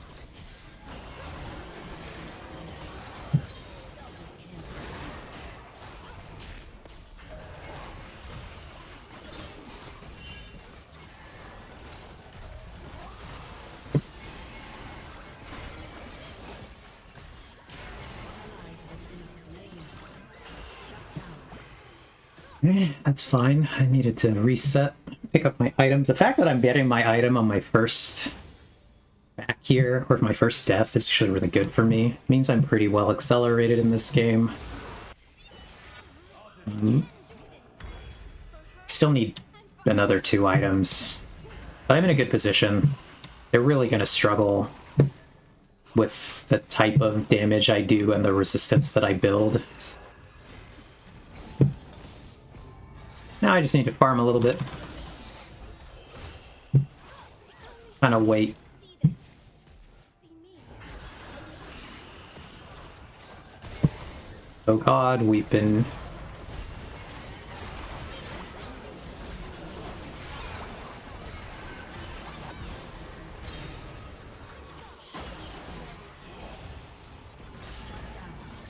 This guy's dead.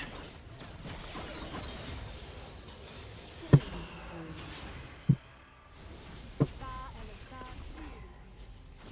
waste a minute. That's going well. I got another kill. I'm scaling.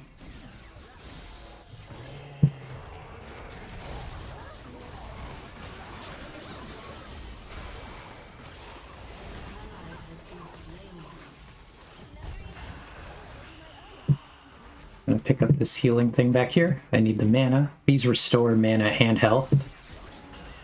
I'm looking. Dodging some of the damage that's coming out from them. I'm looking for a way to get onto that guy, if I can.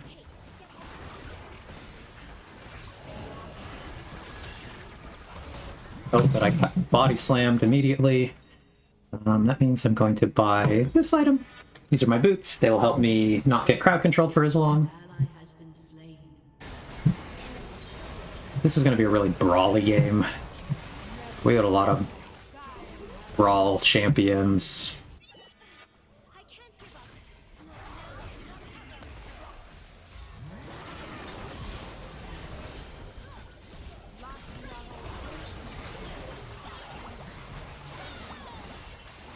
Oh, I almost got away with it.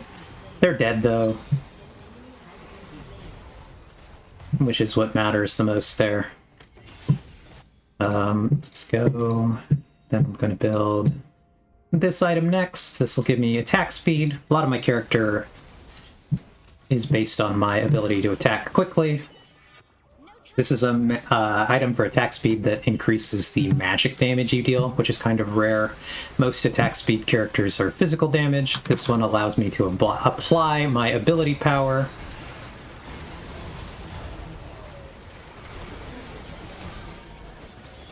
And my physical attacks.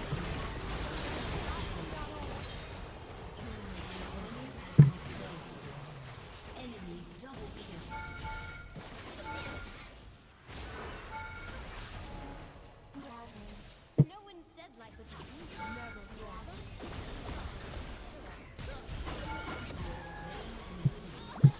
That guy really wanted that fight with me. Which is very funny because I ended up killing him. Despite the fact that he was so determined. By attack speed characters, is that what they refer to as DPS for other games? Not exactly. DPS generally means damage per second. So a lot of times that is related to how fast an attack is going, because that's how you would calculate DPS. But suppose that you hit very infrequently, but you hit very, very hard, that would also still be DPS. DPS more is determined by the amount of damage you're dealing, rather than anything else.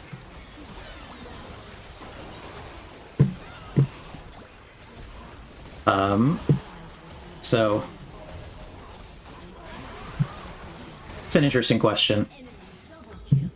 But attack speed is a stat in this game that is important because obviously how fast you attack is generally how often you're hitting things, but this doesn't matter for a lot of characters because most characters in this game actually don't care about attack speed.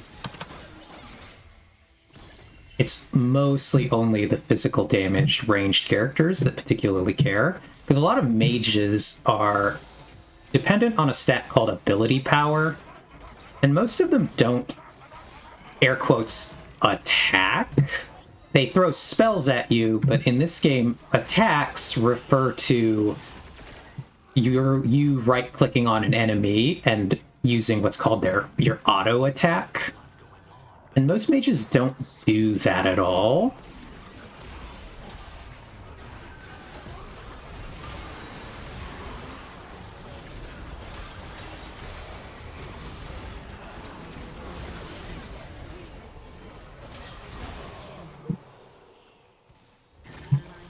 So, attack speed is an interesting stat. I certainly endured far worse than this. And I'm one of the very, very few mages in the game right now that actually uses attack speed.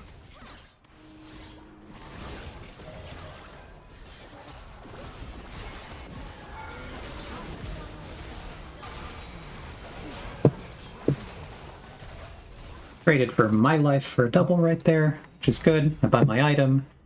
Now I build this item next. This will make me more resistant to the magic damage champions on their team, which is most of them. Very good for me. The only character it won't help me against is this guy, who is actually doing pretty well, which is kind of unfortunate. I wish he was doing worse. Therefore, I would be able to resist most of their damage. But it's better than nothing. Still going to be good.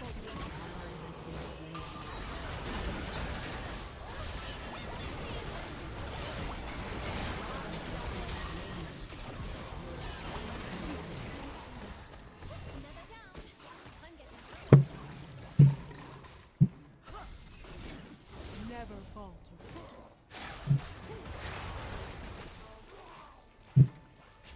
Want to be able to come back here and pick up this healing item.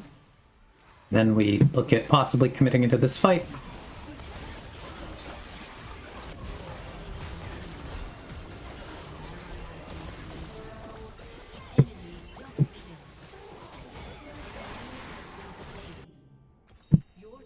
So now I start to build my magic resistance. So I guess dying in this game is kind of necessary. Like, if you were this incredible player who could play without dying, you'd never get items. Yeah, in the random mode, dying is kind of a core mechanic. You would not scale. And it basically turns into the thing of your death is inevitable, because actually the problem is that every time you kill the opponent, they're getting more items.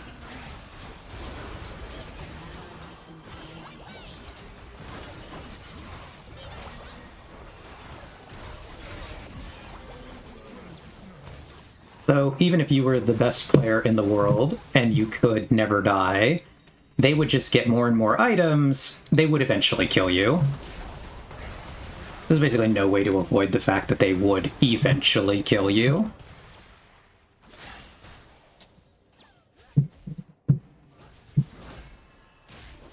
Yeah. This is kind of a relatively even game. Again, I'm scaling still. Once I get to, like, my next item, then I really become a problem.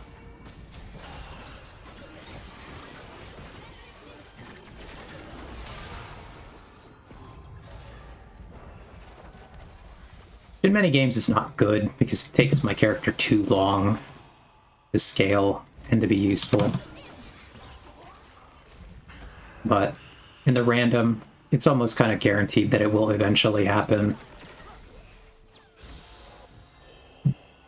My team scales pretty well. I'm a big part of the scaling.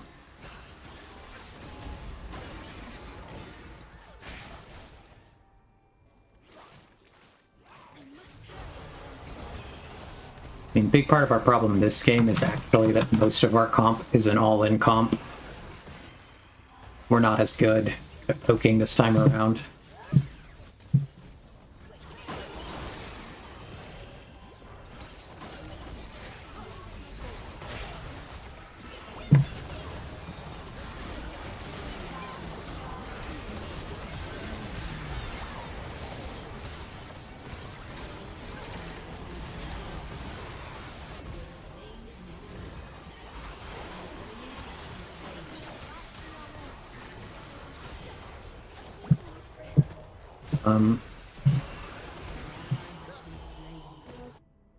So now buy this.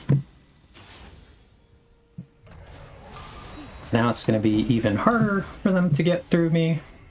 Because I lived quite a long time in that fight. And my teammates obviously didn't do the best. I killed like one or two. Killed at least one. I tanked up quite a lot, but we still lost. In that case, is it ever advantageous to intentionally die sooner? Yeah, it is, actually. There's some degree to which you want to be dying at your item breakpoints. Like, once you have enough money for an important item, you want to die. You don't want to survive for too long.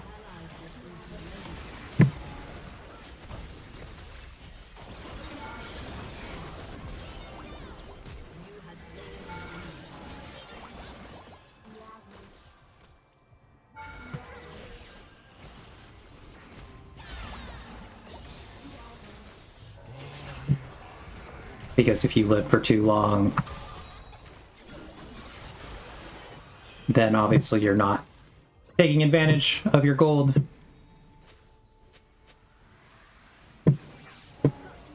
So my next item after this is going to be a magic resistance shred item, which they're building a lot of magic resistance.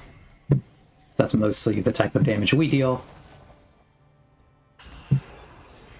And then I think once I get that, I'll really start to be a large problem.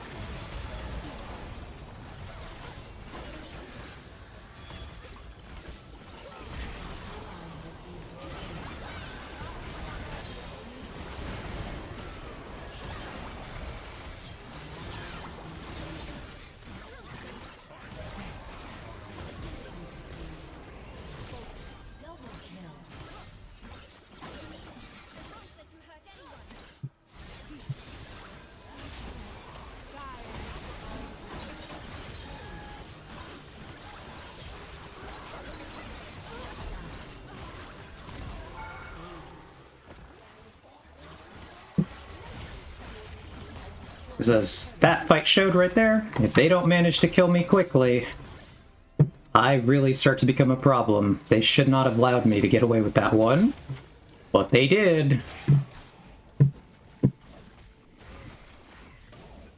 What happens next, I get to decide. Now I'm gonna scoop this. I think I pretty much have my item on my next back.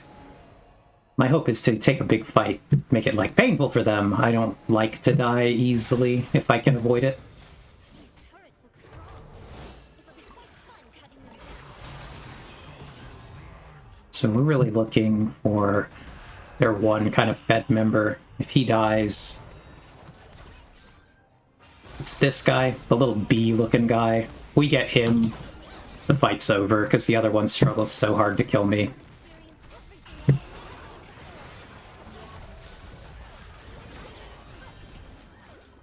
He's really trying to throw a lot of poke at me, in particular. I think they really didn't appreciate the thing I did last time. But this fight's over. They've already lost the guy.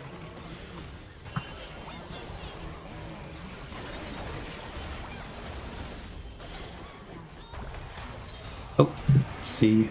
They really turned to get me, but it took quite a lot for them to do it. Still got me, which is not good. Now I have the penetration item. Let's see. Two of my teammates died so fast. Hopefully they get out here and they stop whatever's happening. They don't let them get this tower. I should be out in time, as long as they get out there quickly to slow it down. Yeah, okay. They stopped one. That's important. But, like I said, now I have my penetration item. So, it's bad for this guy.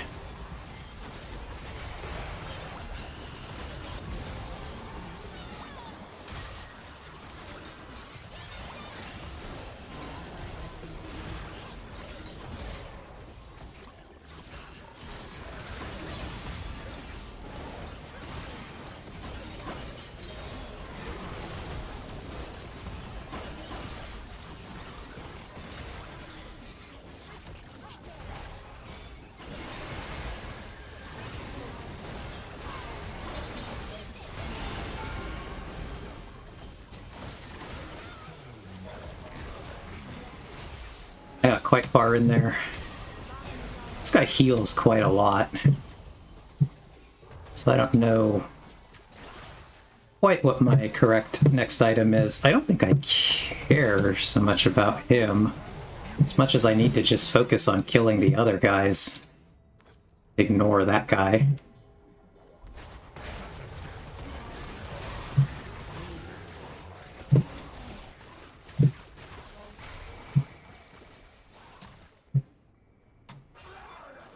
And the team is going to get out there. I will also get out there.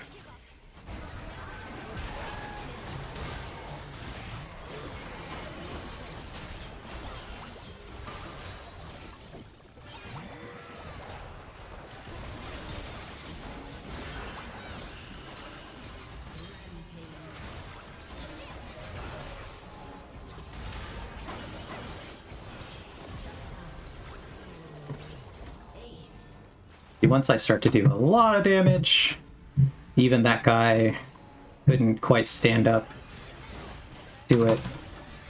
So that's why I don't think that building anti-heal is better. I think building damage is better. Let my teammates do that.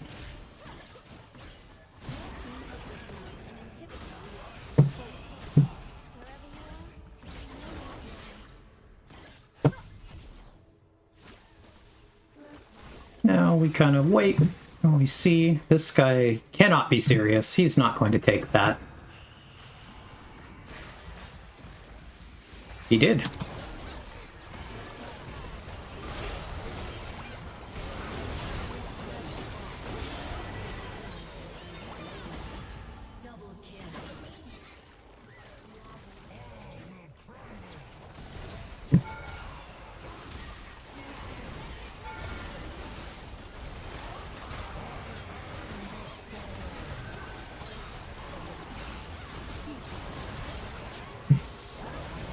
Oh, he actually got me. That's okay. That was a fight so deep on their doorstep. I'm almost to my next item. Once I get this is basically the end of the game for me. I'll have all my items. Problem here for them is that they've been left in a position where they can't gain advantage on the fact that they want to fight, but they have two members who are practically dead. This guy's now going to be dead on a weird timer. This guy's just going to be kind of low. He heals a lot, but the fact that he's as low as he is ultimately, he's not going to be able to get that health back fully before the next fight.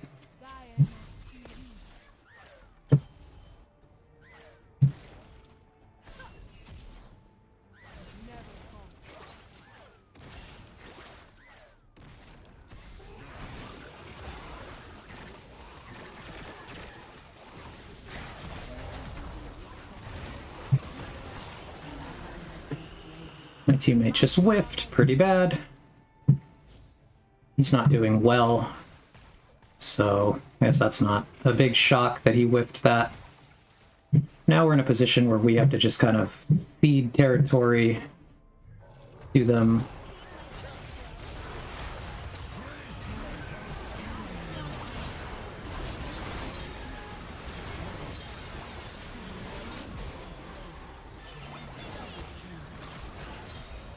Or we'll just win it, because one of our guys will make an excellent play. Sometimes you win those. This guy, he made the big hero play. He hit enough people with that engage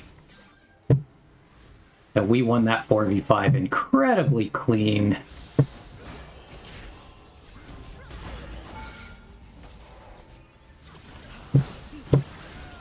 It's going to take them so long to come back that there's no way they can stop me from killing this.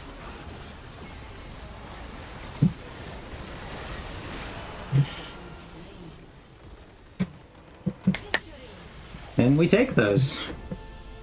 That was an excellent turn by my teammate that we then just all kind of dogpiled in on. I will honor this teammate. He deserved it. I'd actually like to download that game really quick to just see precisely... I actually got an honor from this guy. I actually did the most damage. It's kind of a surprise.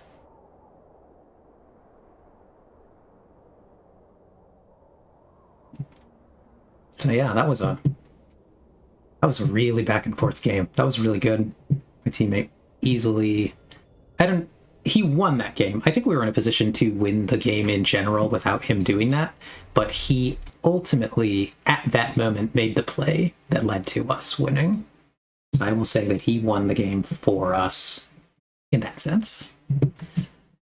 But I want to go back in slow motion to that fight to see precisely the choice, like what he saw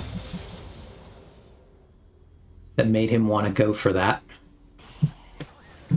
So obviously he had the vision, he saw the play. So I've jumped back to right before my teammate makes this terrible botched play. He tries to snowball to this guy, to then ult this guy, but he whiffs because this guy's reaction, he flashed fast enough to dodge it. So this guy died for free. Just clown obliterated. Gone. Now we're in the 4v5 because this guy has respawned back at their base. He's coming out. And we have to, like, back up. We have to seed the ground. In theory, I was thinking we were going to lose our little inhibitor here. They were going to start to siege our main base, and we'd wait for this guy to respawn. Ultimately, like I said, this guy sees a play, and then we just all follow up on it, because obviously you see a good play, you go with it. I think in League of Legends, one of the hard things to understand is that sometimes, even if it's a bad play that your entire team commits to is better than just kind of letting it go.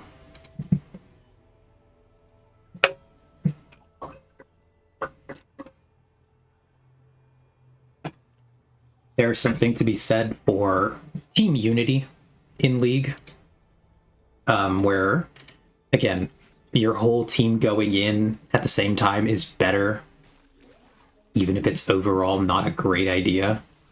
Sometimes you just win those. Sometimes if you all go and the enemy team doesn't play unified or they don't react correctly, you win. You make the best of a bad situation. So I'm still watching. This guy really tries this engagement. He flashes forward. They really want this 4v5 because they think they have the advantage. And then what ends up happening here is I'm looking at this. My teammate, he goes for this ultimate. He sees that this guy is jumping in on our teammate, and he's also the biggest target. So he wants to be grabbed for this ability because this does damage based on the amount of health he has to anyone that he lands on. And so he's kind of seen that the enemy team is clustered and their tank is up front in a perfect position to grab. So he grabs him, he goes to throw him back, and the slam manages to split them. It hits the guy that obviously got grabbed, and it hits one of them, this mage. The other two manage to dodge it, but it causes them to all become clustered in a big group here. For my side, I am here, getting ready. My two teammates are back. And I see this big group, and I'm like, oh, okay. A lot of people together is kind of what I want to fight, because my character does a lot of splash damage. I swing with my scissors, but anyone that I hit is the person that takes damage. So I don't attack only one thing at once, I attack a bunch of things, potentially. So I cast my ultimate, but then he actually pulls them even into a bigger target group. He has an ability that lets him drag people together. So he did it. Now there are 4 of them really clustered. And so this is extra good for me because I can now attack literally every member of their team that's in this cluster at once.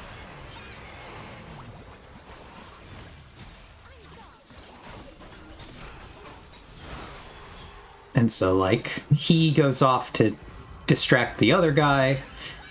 And I think he does this knowing that no matter what he does, as long as he distracts, I'm going to kill all the people that were in the stack. They actually are dead, no matter what he does at that point.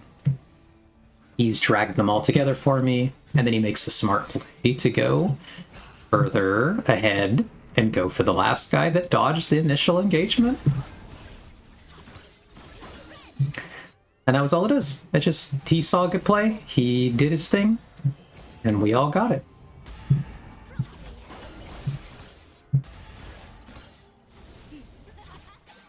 What a great turn.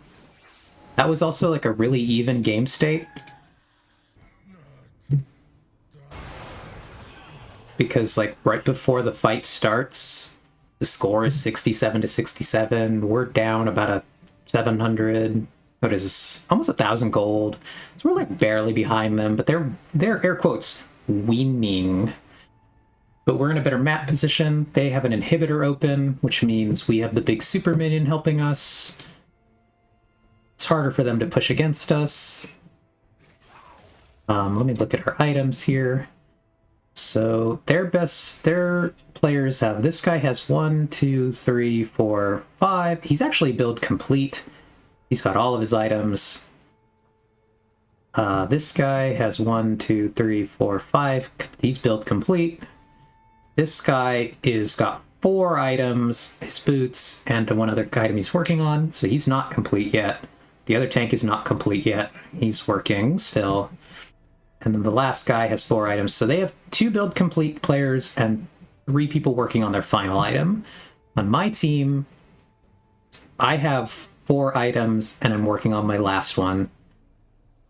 My other teammate, he has 4 items. He's working on his last. So I actually think we have no build complete players. They are truly in an advantageous position above us here. They have more ultimately game, like, complete powered characters. Yeah, and so, like you said, Ox, this game seemed to end quite suddenly. It really is just, they're in a big position. They're trying to make a big push to close out the game while we're down a member. But it could end that quickly for both sides, because our base is almost completely open. They've destroyed all our towers already. And the same thing for our side. You can see that there are no items or no towers left. The only buildings left are the ones in their base. So by the time you get to this stage of the game, it's quite easy to end. And so they're trying to get this 4v5 to beat us. But if we just watch it in real time, how this happens, he's really itching for this fight. He comes in, he's going for it. My teammate sees the moment, pulls them together.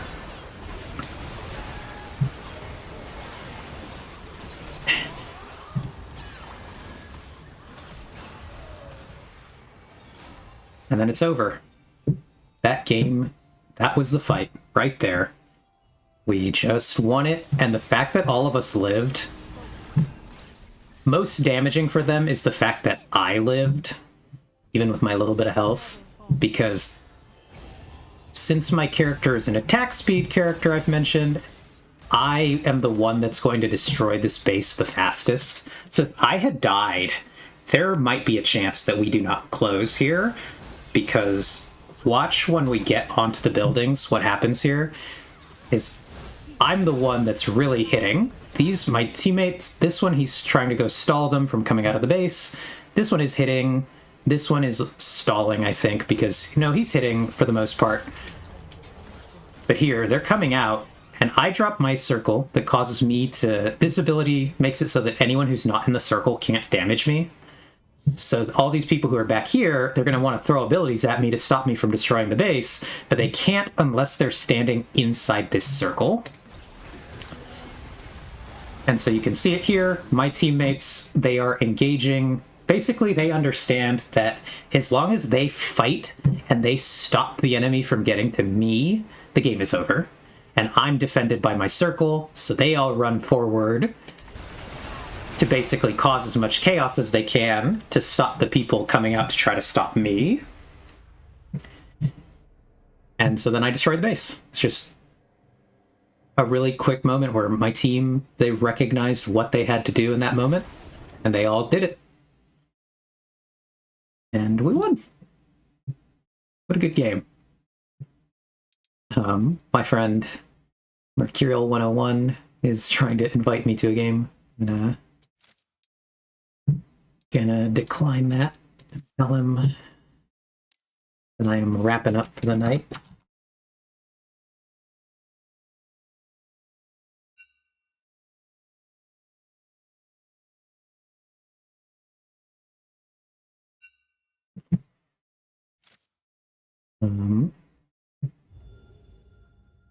So yeah, thank you once again for indulging my League of Legends adventures on stream. I had a really good time today. Really happy that I ended up streaming. I haven't been feeling the best because of my surgery recovery. It's been hard, it's been painful, and so it was a nice distraction to get to do something else for a little bit. And so thank you to everyone who stopped by. Thank you, Ox, for doing a great job moderating, getting rid of the bots for us, keeping the stream a nice place to be. And yeah, go ahead and let's go see about actually. I think Griffin is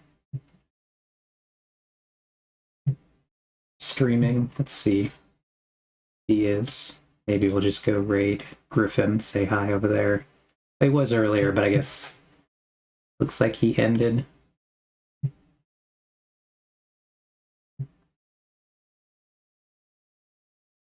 Yeah, I'm actually kind of surprised. Normally he does stream for longer. I think any other day he would have been here. And he's not. Kind of surprised. So I think to just go ahead and let us go. We will adventure off to our own wherever we go. Thank you. Okay, we go there. Let's bring up Twitch again. We will go to the raid channel. I guess let's just switch our category back. Switch us back to Minecraft. I'll go ahead and close the League of Legends.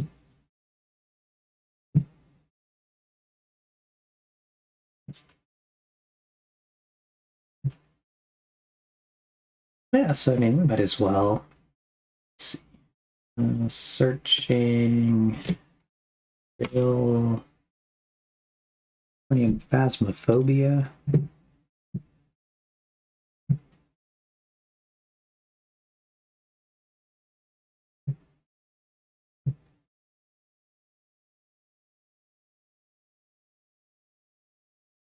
Oh, comically, Griffin was here. So that's a little entertaining.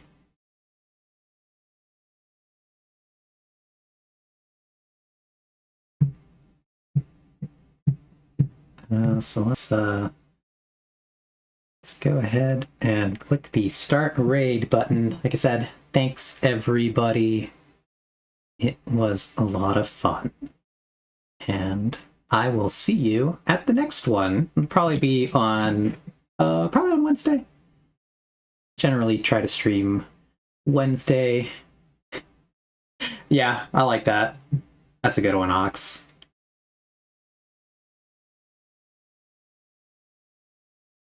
Can I copy that?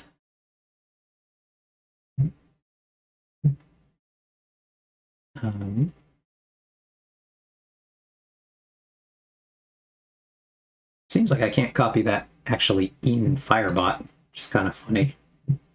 Because it doesn't give me the option. Or no, I guess I just do... see if that worked. It did. Just Control-C. I am a serial forgetter of Control-C. So we'll say that. Raid message, very fun. Let's get this raid on the road then. Have a great night, my friends. I will see you Wednesday. And take care.